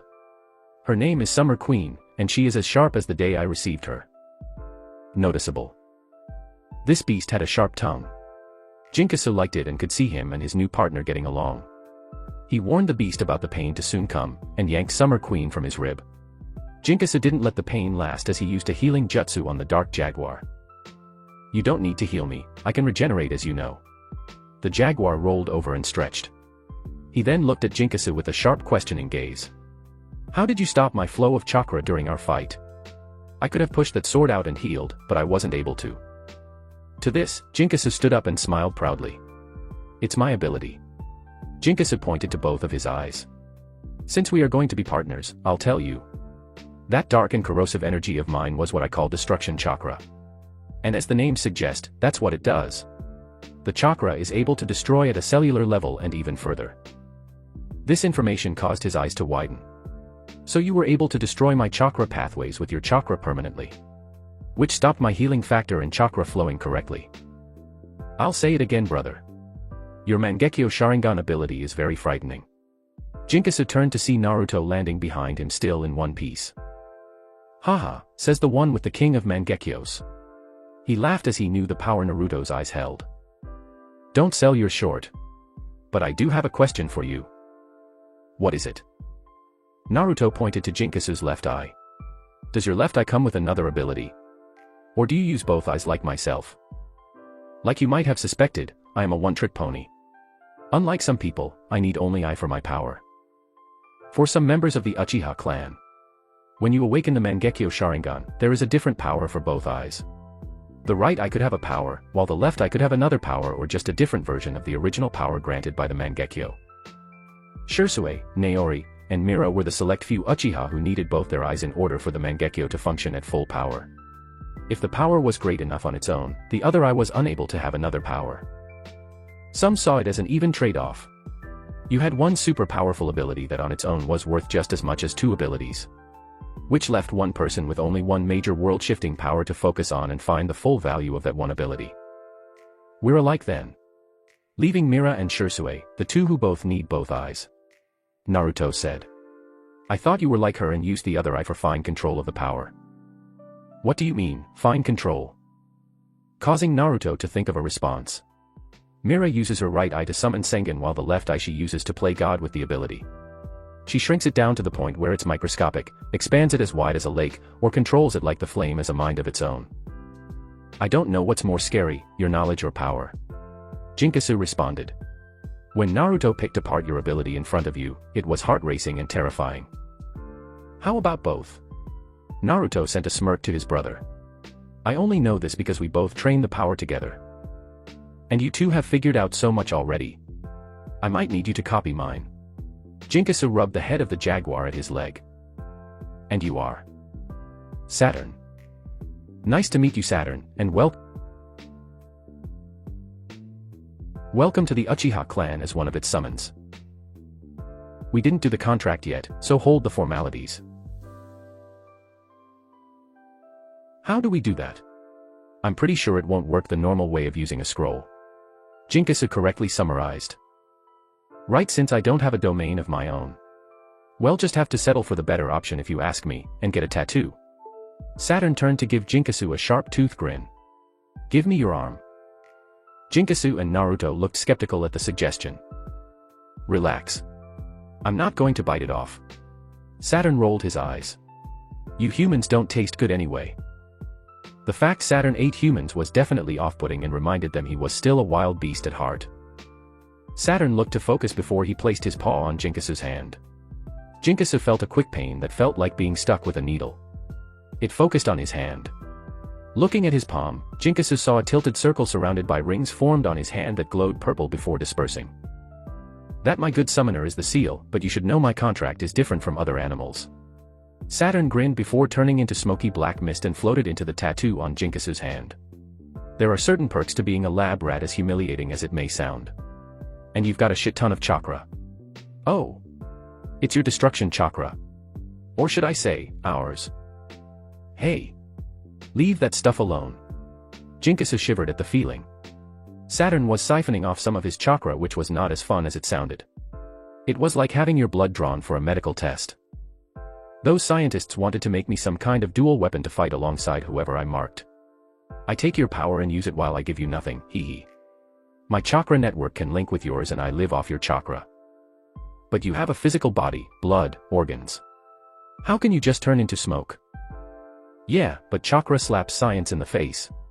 All the way to my cells, even my biomolecule, chakra holds it all together and brings it to your chakra system for me to live on. So it's our chakra now. It sounds like they were trying to make you some kind of tailed beast, just without the seals or anything. Yup, but I'm not as strong as those monsters. And I don't have any power for you to take. I'm just a weapon for you to use. Jinkasu noticed the way Saturn said the last part. He sounded a bit resentful. Not surprising, he spent his entire life on this island experimented on and repeatedly told had to become a weapon for another. What is going on? Naruto asked. To put it frankly, he's found a home in my chakra cores. Other than that, this is just a regular summoning contract. Jinkasu himself wasn't too sure how to explain the situation himself, and he was sure neither did Saturn. Interesting. Are you like a Jinchuriki now? No, Saturn doesn't have any power I can use. It's the opposite, if anything. He can use my power and fight with me. My unique weapon, if you'd call it. Coming from Jinkasu's hand was Saturn, whose dark, almost faded spots started pulsing with Jinkasu's chakra. Dude, that's some serious chakra you've got there. No wonder you beat me so easily. Though you really didn't need it. Chakra isn't everything in a fight. Jinkasu responded. It is when your mere chakra alone could flatten a village. Naruto corrected him. Elder Madara just had to release his chakra upon the enemy and they'd die. When you can do that to your opponent without even moving, forming a plan won't matter. Exactly. An ocean will always have more water than a lake. To the two in front of him, Jinkasu lightly chuckled. Don't underestimate the weak. Yagura had more chakra than all of us, yet we were never crushed to death. If I've learned anything from war, it's that for every strength, there's a weakness. Naruto saw the error in his ways and felt ashamed at his lack of foresight. You're right, it's because we were underestimated that we are even alive now. Thank you for showing me that. Jinkasu waved the thanks off with a soft smile. Relax, you are looking too much into it. I'm here to help you, brother. Saturn sat watching the two clanmates interact. The deep bond they shared was obvious to even a blind man. Something like this didn't happen overnight and was only built upon by countless trials. It was something he had never seen before and made him a bit envious and hopeful. Now I should warn you. Saturn spoke, drawing their attention to the large black jaguar. Since you survived and most likely killed a large amount of their animals, they are going to unleash Yasurotetu on you. Shrine Dragon. I like the name. But it's not a real dragon, is it? Saturn thought he was going to see some kind of fear in Naruto's eyes or some kind of self-doubt. That wasn't the case as he saw excitement and hope in his eyes. No, he's not. Just an island-sized snake. What can he do? Jinkasu asked. What can't he do should be the problem. I want to fight him, don't tell me his abilities, I want to find them out for myself. Naruto declared to the shock of Saturn. Hold on now. Are you sure? This guy has some wonky abilities. Saturn tried to protest, only for Naruto to turn his back and look into the distance. I wish to test the limits of the Hashirama cells. See how much can be healed with only half the vial. Since gaining the cells, Naruto's overall body has evolved into something superior. His stamina had been increased tremendously and the balance of his yang chakra had finally grown. Naruto could only wonder how much Hashirama himself had. If this was just a part of his cells, what could all of them do for him? So during this battle, he'd fight a little recklessly and go for things he normally wouldn't. There was a special technique he'd been looking to use for a while. He also wanted to show off and hopefully impress Mira. At that moment, Mira appeared from a body flicker. She had a little bit of dirt on her face and clothes, but besides that and smelling like a forest, she was okay. Her face was already set in a smile upon arrival, so she pulled the two boys in for a hug. I'm glad you are both okay. They hugged her back and double-checked she was okay. They then took time to explain what they were doing while waiting for her.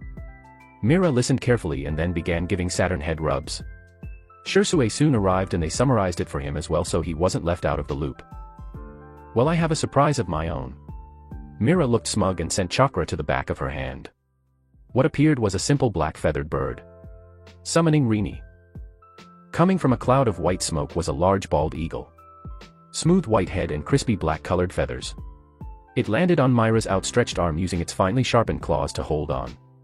Greetings, I am Rini. A sophisticated feminine voice came from the mighty eagle. I'm Naruto Uchiha. Jinkasu. Shizui. Saturn. Welcome to the Uchiha clan as one of its summon animals. Naruto announced. And you as well, Saturn. Thank you. Both animals showed humility and dipped their heads to Naruto. And something you should know about Rini is that she can use wind manipulation on an ultimate scale. While also still growing. Mira rubbed Rini's chin with a proud smile. How did you get her to form a contract with you? Shisui asked. I was flying around, and Mira-sama just jumped and grabbed me. Wow, Mira, very human of you. Mira blushed. I didn't force her to sign the contract, I just really wanted her to be my summon animal. She did it all on her own and we are all good, right Rini? To which the eagle nodded and rubbed Mira's face. Anyways. Let's try getting away from here before we get separated again. Shisui stepped in, saving Mira from any more torture. Too late. Now you all must face our ultimate beast in a fight for your survival.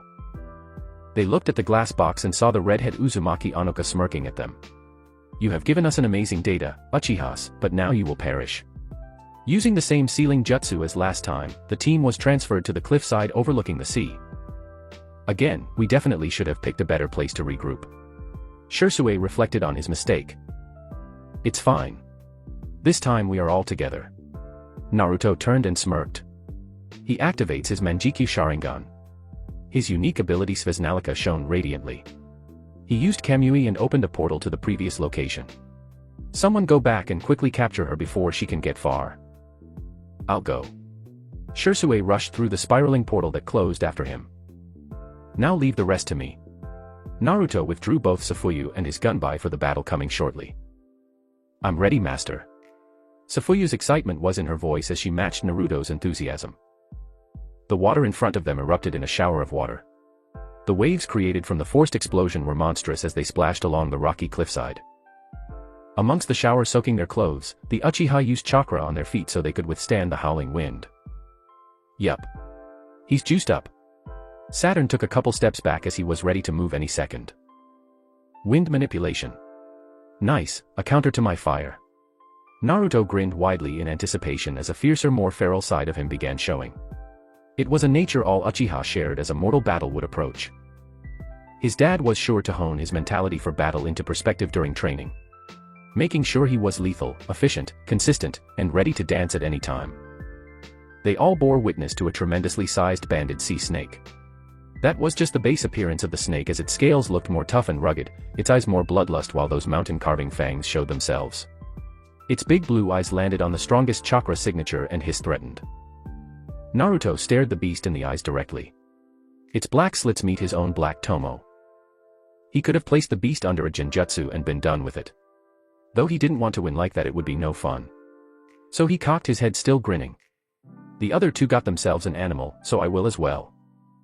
Mira screamed. He wants to make that his summon. Naruto-sama is a brave young man. Rini came to understand quickly that this group of individuals was very powerful, and being led by such an amazing pillar of strength. The coolest. Mira's tone changed and she began smiling, gazing at Naruto. Well, I'm going to step back and watch this all go down. Jinkasa jumped back several feet to avoid the battle, which Mira quickly followed. You will not chain me. The beast can speak. Its monstrous voice was deep and booming as it hissed angrily toward the end. I don't wish to chain you, but you will fall under my banner. Naruto made his intentions clear to the beast. He could sympathize with these animals as they all seemed to want freedom. All these animals were being oppressed and held against their will, much like the Uchiha. I will give you freedom, you just need to become my summoner. You are not stronger than me, I don't serve weaklings. Oh. A worm who thinks himself a serpent. If it's strength that you follow, I am the epitome.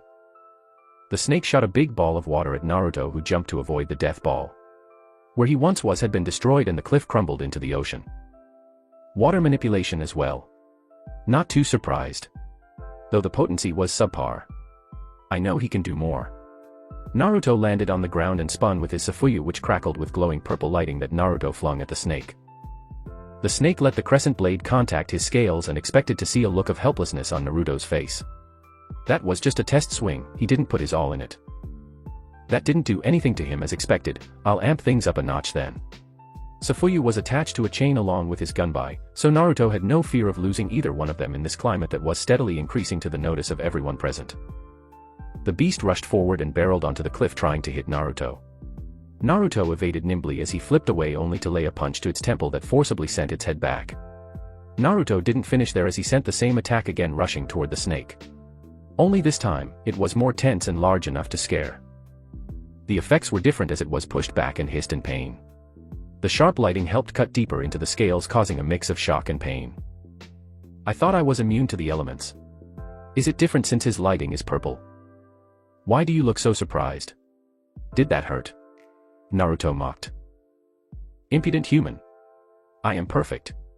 Your elemental attacks won't work on me. It roared and fired a beam of chakra from its mouth. Naruto leaped off the cliff into the water. The snake saw its advantage and went to swallow Naruto, which it did, only to feel the inside of his mouth be lit aflame and burn vigorously. The pain was so intense, enduring the pain more, Yasurotei dived several hundred feet into the ocean and opened its mouth. He thought Naruto would come swimming out in a panic for air. However, he was confused when he saw nothing in the ocean. Yasurotei didn't let this time go to waste as he began healing his mouth and thinking of ways to beat the purple-haired Uchiha. Closing its eyes, he began sensing the water around him and sending out pulses to pick up on any movement or sound. A form of echolocation but juiced up beyond to the point he could sense an entire ocean if he tried hard enough. Yasuro Taita named the unique sensing jutsu Meta Sense. He's not in the ocean at all. How is this even real? Though his jutsu picked up something. It was large and traveling toward his location quickly. He looked up and saw several spinning shuriken as large as him. One of them hit him in the stomach and began to carry him to the sea floor. Back on the surface, Naruto saw blood rise up and he smirked. After using Kamui to escape, he traveled into his dimension and exited back on top of the water. He launched this massive shuriken onto Yasuro Taita, which was part of a two-step plan. Naruto gathered his lighting chakra that lit up the area like fireworks. He raised his hand and sent it into the clouds where the lighting raced across the clouds and thunder sounded. He was getting ready to use Almighty Imperial Thunder, a more advanced version of the original jutsu. But he looked down and could see a large shadow quickly approaching. The chakra had spiked up and that was never a good sign. Yasuro Taita exploded from the depths of the ocean, larger and more powerful. Before, he was only 20 meters tall, which was a tight squeeze in his tank. But when let loose and able to truly stretch, Yasuro Taita grew up to 56 meters. Naruto had to strain his neck to get a full glimpse of Yasuro Taita, and even then he was still a giant. Round 2 then. I'm up 1. White chakra gathered around Naruto as he focused and pushed his body further. He began yelling as chakra released from him like a bomb until his imperfect Susanoo was in his place. Robe covered muscle and skin, while a helmet shaped like a dragon's head covered the face with the loop of binding still on its head. Its golden eyes flared like fire and the Susanoo screamed a bloody roar, shaking the cliffs and causing some of them to be destroyed. They still weren't of equal height as Naruto's Susanoo still looked upward. It was easier and he could definitely deal some real damage now. Inside the diamond in the middle of the forehead, Naruto crossed his arms. I am disappointed with myself. Is this all I can do? How does one get a perfect Susanoo? There's so much I have planned for the Susanoo, but I can't. Naruto wanted to take the simple powerhouse of a jutsu beyond and bring it down in size to fit his body. Or had extra heads and limbs, weapons, or only manifest parts of it. He'd just ask his mom for guidance and see if she knew something he didn't. But that was for later because now he faced a beast. Come now, I'll take it easy on you if it's too much. Silence. Yasuro Taita hissed, calling up a literal storm that pushed Naruto around. This caused him to smirk as Naruto knew he could let this snake see everything. Yasuro Taita moved faster than his large body would imply, snaked his way around Naruto's Susanoo and began dragging him underwater. Fighting and pulling to try and pull Yasuro Taita off served to be futile as its grip was too strong and began cracking parts of the Susanoo. Naruto saw this and narrowed his eyes. Fighting underwater was a hurdle he'd learned to overcome thanks to the Mist Village. He could use the underwater breathing jutsu to still breathe and propel himself with chakra in the water to maneuver faster. But as he was yanked to the seafloor at tremendous speed, Naruto's ear began to pop while still straining to get free. Coming to a decision, Naruto released Susanoo and easily swam through the gaps in the giant snake's body. Now you're mine. Instead of swallowing him this time, his large snake mouth opened and a chaotic ball of chakra began to form. He can shoot raw chakra as well. Just what did they do to him? The ball of chakra rushed quickly toward Naruto, unbothered by the increased pressure of the water. Naruto used his Kamui to once again avoid certain death and let the attack clash into the rock behind him. What did he just do? My attack went right through him. For sure Yasuro Taita thought Naruto would be as good as dead with that one. He sure does have a lot of tricks. This might take longer than I thought. But if I can keep him underwater, I will win no matter what. I'll outlast him. I know what you're thinking, you won't outlast me. I can keep this up all day and night. Naruto appeared in front of him with his right hand aimed at his eye. This right hand of his just so happened to be jumping with electricity, which was quickly rammed into his large eyeball. Yasuro Taita yanked his giant head back and flailed in slight pain. More from having an arm jammed into his eye than the lighting, which normally would have been a fatal blow. My lighting didn't do anything. I know he has regenerative ability, but still. Deciding to test a theory, Naruto quickly blasted off to the surface of the water while Yasuro Taita got a hold of himself. Naruto breached the water and was still rising in the air. The sky was still dark and cloudy, which caused him to smirk. He turned in the air and could see the large shadow of Yasuro Taita coming from the depths of the ocean. From the position they were both in, Naruto would fall right into the snake's hungry mouth. Not this time though. As Naruto raised his right hand into the sky above and smiled. Almighty Imperial Thunder. The next seconds happened too quickly for anyone to follow as they mimicked the speed of lighting itself. It was more akin to an anthem of lighting with how thunderous and devastating the jutsu was. It came rushing down and struck Yasurote with all its might as the jutsu sent the perfect summon back into the water. The shockwave blew apart the water so much it revealed the floor beneath, showing its power. Damn. And he made that himself. Jinkasu was clearly impressed watching Naruto battle. Mira smirked. She could read Naruto like he was a picture book. His glance in her direction wasn't making it any better. She gave a wink letting him know he was caught, only making Naruto turn his head and focus up. Naruto looked down as he began plummeting to the ground gracefully. His face was a mask of calmness as the Sharingan looked on at the damage he had inflicted. Not gonna work on me. Naruto was shocked when he saw Yasurote jump from the water and swallow him again. Inside, Naruto had to stab Safuyu into the gums of his enemy. He needed some time to think about what just happened. I didn't think his durability would be so high. I've underestimated his armored scales. No worry, I'm sure if I focus on a particular part of his body I can crack the armor and hit his actual skin. But he'll never let that happen as he can regenerate along with being so huge and fast. Naruto placed his hands on the ground and began channeling fire nature chakra. He began burning the snake from the inside once again. Or at least, he thought he would. What's going on? Why isn't the fire working? Switching it up, Naruto used lighting but still got no results as not even the inside of his mouth took damage. How is he immune? Is it just fire and lighting he's immune to? Naruto got an idea now as the fire on his hands turned the ruby red of Sengen. This was the reaction he was looking for as he could feel Yasurote thrashing outside. He even opened his mouth hoping the water would put out the fire. Naruto used this chance to escape as he let Sengen burn. Naruto once again had to blast himself to the top and breathe in the fresh air. This is where Yasurote exploded from the water again and Naruto narrowed his eyes. He took a couple of deep breaths to calm down from his quickly rising annoyance. What's going on with your body? My jutsu have no effect on you. Besides that new flame. Yasurote gave off what was a smirk for a snake. You're already thinking about it. You're immune to elemental jutsu. It wasn't a question anymore. It was a statement Naruto couldn't believe. That's right, I don't need to fear any elemental jutsu, no matter how powerful it may be. That was a light in a field of darkness for Naruto. So he's not immune to chakra itself, just elemental manipulation. Easy enough to deal with, just use physical attacks, raw chakra, or shape manipulation-based jutsu. The Susanoo came back to life around Naruto in its humanoid appearance. Though the Susanoo didn't meet the height of Yasurote, its power could definitely bring him down to size. You've done well to last this long, you're the first to ever push me so hard.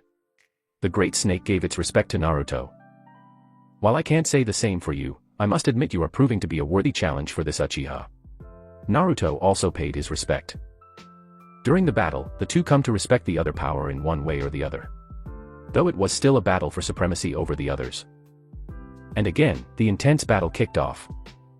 Shisui exited the portal and appeared back in the arena. He body flickered into the stands and to the announcement booth where Anoka used to be. Shisui placed his hand on the wall and used body flicker again, just more controlled as it allowed him to simply phase through the wall like a ghost.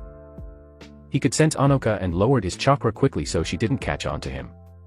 As a former ANBU member, trailing someone without being caught was like child's play for him. The key was to look with your chakra and not your eyes. So that's what he did, being sure to stay several rooms behind Anoka as they walked through the empty white halls. Shisui was beginning to hear the sounds of animals and the faintest sounds of people speaking. Shisui leaned around the corner and lightly peered his head to gaze into the room. It was a mad scientist's wet dream. Machines all over the place with big screens and large tablets. There were tubes with other animals he'd never seen before. Small vials of blood were being tested and mixed into other containers. It's not looking too good outside, at this rate he's going to lose. Don't speak it into existence. There is still a chance that Uchiha will lose. Naruto, just what have you gotten yourself into this time? Shisui thought, looking at the screen showing the live fight taking place. He scoped the room out looking for red hair and saw her looking nervous as bit her fingernails. Now's my chance, she's distracted. Shisui moved from around the corner and used his unmatched speed to quickly enter the room.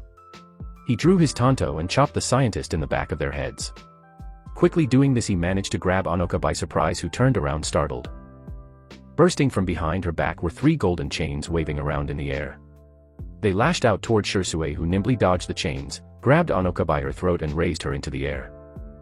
Quickly locking eyes with her, Shisui placed the girl in a Sharingan Genjutsu. Her head dropped and her eyes shut completely and she was forcefully put into unconsciousness. Shisui looked at the bodies on the ground. The animals in the containers. I'll quickly round these guys up and head back. We can come take a look at everything later. A swirling portal like a vortex opened on a tree branch. Obito stepped down onto the branch, concealing his chakra as much as possible. This was a stealth operation to gather intelligence and see what happened to his puppet. Around 2 months ago his connection to Yugura had been snapped. Which meant someone had broken the Genjutsu over him or death had finally claimed the Jinchuriki. Things had been busy for him and he hadn't found a time to come and see what happened. It also didn't bother him too much as the things going on in the mist were just little side projects. He had gotten everything he needed from the village. Now that he was free from training, Obito took the time to gaze upon the bustling village. Only having one eye, it was still possible for Obito to take in what was truly going on in the village. Everyone was doing something. Nobody was lazing around or moping. Even the children could be seen helping in the rebuilding of the Mist Village. Obito was amazed, to say the least, that these people had all come together to rebuild their war-torn country. 2 months ago, there was a war going on for years. They had battled to the death for years. And now they just decided to move on. Let bygones be bygones. It was all a lie. Obito knew it, these people all wore masks like him. His mask was both physical and metaphorical in all its orange glory. His hair was long and wild and unkempt like Madara, his teacher. They work together now, but when this is all over, will they hold hands? Obito reminded himself to come back in a couple of years and see if they could truly overcome their differences.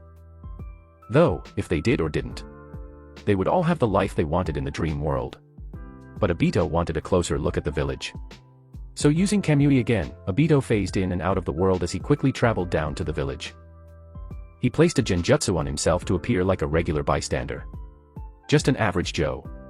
It might have been risky, since the Genjutsu on him could be broken or seen through by someone with a dojutsu. Still, they'd have to be strong enough to pierce a Genjutsu by him. An impossible task since he knew full well that nobody in the nations or world could touch him. Obito passed people on the streets, working men and women. He wanted to know who killed Yugura and just how the massive turnaround came to be. First, he'd snoop around and see what the civilian would have to say and then he'd go and ask the shinobi. Obito put his plan into action and moved to pick up a large stack of bricks. Hey! Big man over here, huh? Obito turned to the sweating men grinning at him. So playing the part, Obito gave a cheeky grin. Well, you don't go through a war and come out the same person. For his comment, he got a chorus of amens around him. One man pulled out a golden flask and took a sip. I'll drink to that. You know, it might be a little morbid to say, but I think this war might have been good for us. In some ways. I don't think the village has even been unified as it is now. You're right, it makes our reason for fighting feel childish. Just because someone had a bloodline we went to war. Obito listened, surprised at the honesty coming from these men right now. Had he made the village stronger? Were they not wearing masks? Indeed, I still feel horrible though. Yes, but we need to look at the culprit of all this. What Uchiha put the Genjutsu on the third? Obito would have dropped his bag had he been a lesser man. It felt like the bag of bricks hit him in the face with how heavy and dirty this revolution was. How did they know? Surely Ao wasn't good enough to determine it was a Uchiha who activated the Genjutsu. Obito felt a little troubled by the situation. Now this called for some digging for a large rabbit hole that he'd dive headfirst into. Obito walked the bricks over into another pile and laid them down, to which he moved into a dark alley unseen and faded into the shadows. He came from another alley in the shinobi district of the village. There were more chakra signatures around and active signs of shinobi being spotted. They were also rebuilding the village with things being a lot quicker with chakra and increased stamina. Some of them also jumped to the civilian district and assisted and sped up the processes of everything. His eyes widened when he saw a familiar face walking through the village gates. The shinobi lived at the front of the village to combat any danger quickly and stop the risk of their civilians being killed. It all makes sense now. Elder sister Naori defeated Yugura and has become the Mizukage. Obito didn't even realize he had addressed Naori so formally. She was the nicest person he'd ever met in his life. She had helped him as a kid when he just lived with his grandma. Whenever she wasn't busy with her own life, she'd come and train him. They'd talk and she went on and on about how she liked Naka but didn't know how to admit it. While he'd tell her about Rin and how much he hated Kakashi for stealing her attention. Naori was a strong female lead in his younger years. Before there was Kushina, there was Naori. When the rest of the clan picked on him, saying he was an embarrassment, Naori would scold the others about treating their younger brother so cruelly. She'd pick him up by the hand and give a comforting smile. Every time, it always made him feel safe and cared for. This was troublesome. Naori and most likely the rest of the Uchiha clan had come to the Mist Village. But his resolve quickly came back to him. Any attachments he had for the clan or anyone had long since been cut. This changes nothing. I will still become the savior of this world and bring everlasting peace, where everyone can be happy and live their lives how they want. This is a reality I will craft. All his questions now answered, Obito saw no more reason to be here. With his Sharingan active, he faded away, allowing the smiling Naori to be the last thing he saw. The ocean waters were forced to suffer the battle of the two giant beasts duking it out. What had once been a standstill battle had now turned into a runaway fight, with the Uchiha finally cooking up a plan. The snake was picked up from the water and forcefully shoved into the cliffside, causing a massive landslide of rocks and debris. Yasuro Taita found its face gripped and forced to eat the rocks as his face slid alongside the cliff face. What happened all of a sudden? We were even 30 minutes ago and now he's completely dominating me. Unbeknown to the great snake, Naruto had devised a plan to in fact take him down. So he no longer fought to figure him out and instead was now showing him his full power. Yasuro Taita used the rest of his body to slither up Naruto's Susanoo and squeeze immensely. With the force he was using, Yasuro Taita could have crushed a mountain with his grip strength. Good. He's getting desperate, just a little more. Naruto channeled even more chakra to the Susanoo, uncaring of any damage he'd do to his body. This caused an immediate reaction as Naruto and his Susanoo roared in rhythm with each other as their battle cries shook everyone to their bones and caused their skin to break with stingy goosebumps. The mighty Susanoo grew an extra face from the back of its head and an extra set of arms grew from the joints of the already existing arms. With the power of 4 arms, Naruto easily pried the giant snake off him. Going the extra mile, Naruto saw fit to raise Yasuro Taita over his head and toss him into the water like he was throwing a caught fish back into the ocean. Naruto began laughing inside the diamond mark on the Susanoo's forehead as it sounded the slightest bit unhinged and downright psychopathic. From the side, Mira and Jinkisa shivered at the display. I don't think I've ever seen him so riled up like this. Jinkisa commented. I know, he normally only gets like this when he does something thought impossible or creates something unreal. Mira added. They both knew the fight was coming to a close pretty soon and what would happen next was anyone's guess. Naruto looked down on Yasuro Taita now that he had calmed down from his fit of joyous laughter. It was so amazing to have finally achieved something you worked to death for. It produced a high like no other when you finally broke down the wall blocking all your progress. It was fun while it lasted, and I thank you for allowing me to grow. But now it's time to give it up. Yasuro Taita felt angered and he began to rise from the water slowly with his blue-slitted eyes glowing deathly. I hope you've lived a good life because it ends here. From his stomach a blue glow shined and it slowly traveled all the way up from his body until reaching his mouth. Naruto only grinned and gripped the gunbai in his hand. Another attack, just give it up already. You can't defeat me. Don't underestimate the Shrine Dragon. Scorched life. In that quick moment, Naruto controlled the Susanoo to bring up its empty left hand. He willed the avatar to summon his gunbai in order to counter the attack. The white flame-covered gunbai pulsed rapidly and absorbed the blast of chakra. Yasuro Taita's eyes grew wide with shock and healthy amounts of fear. His heart pounded like it would slide out of his body and his blood rushed frantically inside his body. Uchiha Reflection. With just 2 words being spoken, the attack previously launched at Naruto was now being sent back to Yasuro Taita with double the power. Yasuro Taita's life began flashing before his eyes as he observed all the time he spent locked away and being tested on. He even remembered the time Onoka would dive into his tank without fear and rub the front of his nose with a kind smile. If he was to die now, his 2 regrets would be not seeing the world and not giving Onoka a ride through the sea with him. Naruto slowly put the gunbai down and grinned the entire time. He saw the monster of a snake lying motionless in the ocean. The Susanoo took big steps on top of the water until he completely stood over the defeated snake, slowly healing its wounds. Naruto let the Susanoo go and he dropped onto the body of Yasuro Taita. He walked along its body and stared down with conviction behind his patterned eyes. I won. The snake didn't even have the energy to mount a comeback and instead narrowed his eyes. I asked you before and you refused. Now you don't have a choice. Make a contract with me and become my summon animal, Yasura Tatu. Instead of seeing a brat this time, Yasura Tatu saw a strong shinobi with tremendous power. A boy whose presence would cause the world to quake and men to falter. It was incredible, a future where he followed Naruto into a new age where he'd grow to become stronger and consume the world with his presence. I'm not going to subjugate you and force you into work or anything like that. I just ask you to protect my family and nation and follow me into a new age. Naruto spoke with his heart and was honest.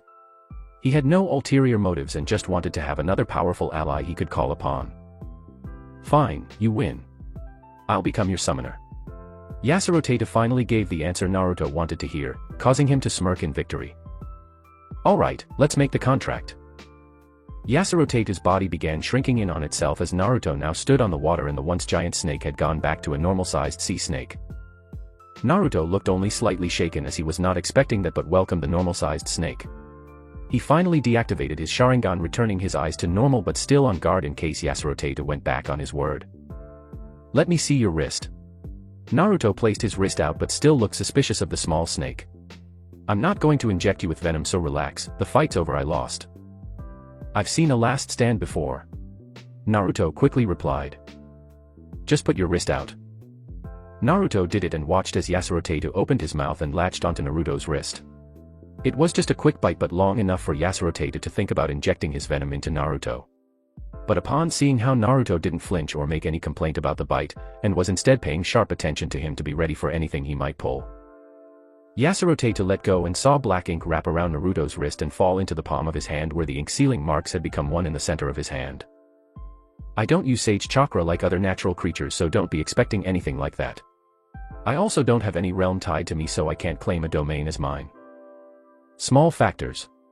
This threw Yasura Tatu for a loop. Not all summoning creators possessed a Sage mode tied to them. But all had a special area in the world that connected to them specifically. Claim the world as your domain. Find a place in the sea that has an abundance of natural chakra. Claim it and devour the world, Shrine Dragon. Naruto finished smirking at the snake curled around his arm. Naruto-kun. He turned and caught the flying girl. That was amazing, you need to teach me how to summon the Susanoo. They shared a smile for each other as Mira locked her legs behind Naruto. Why, of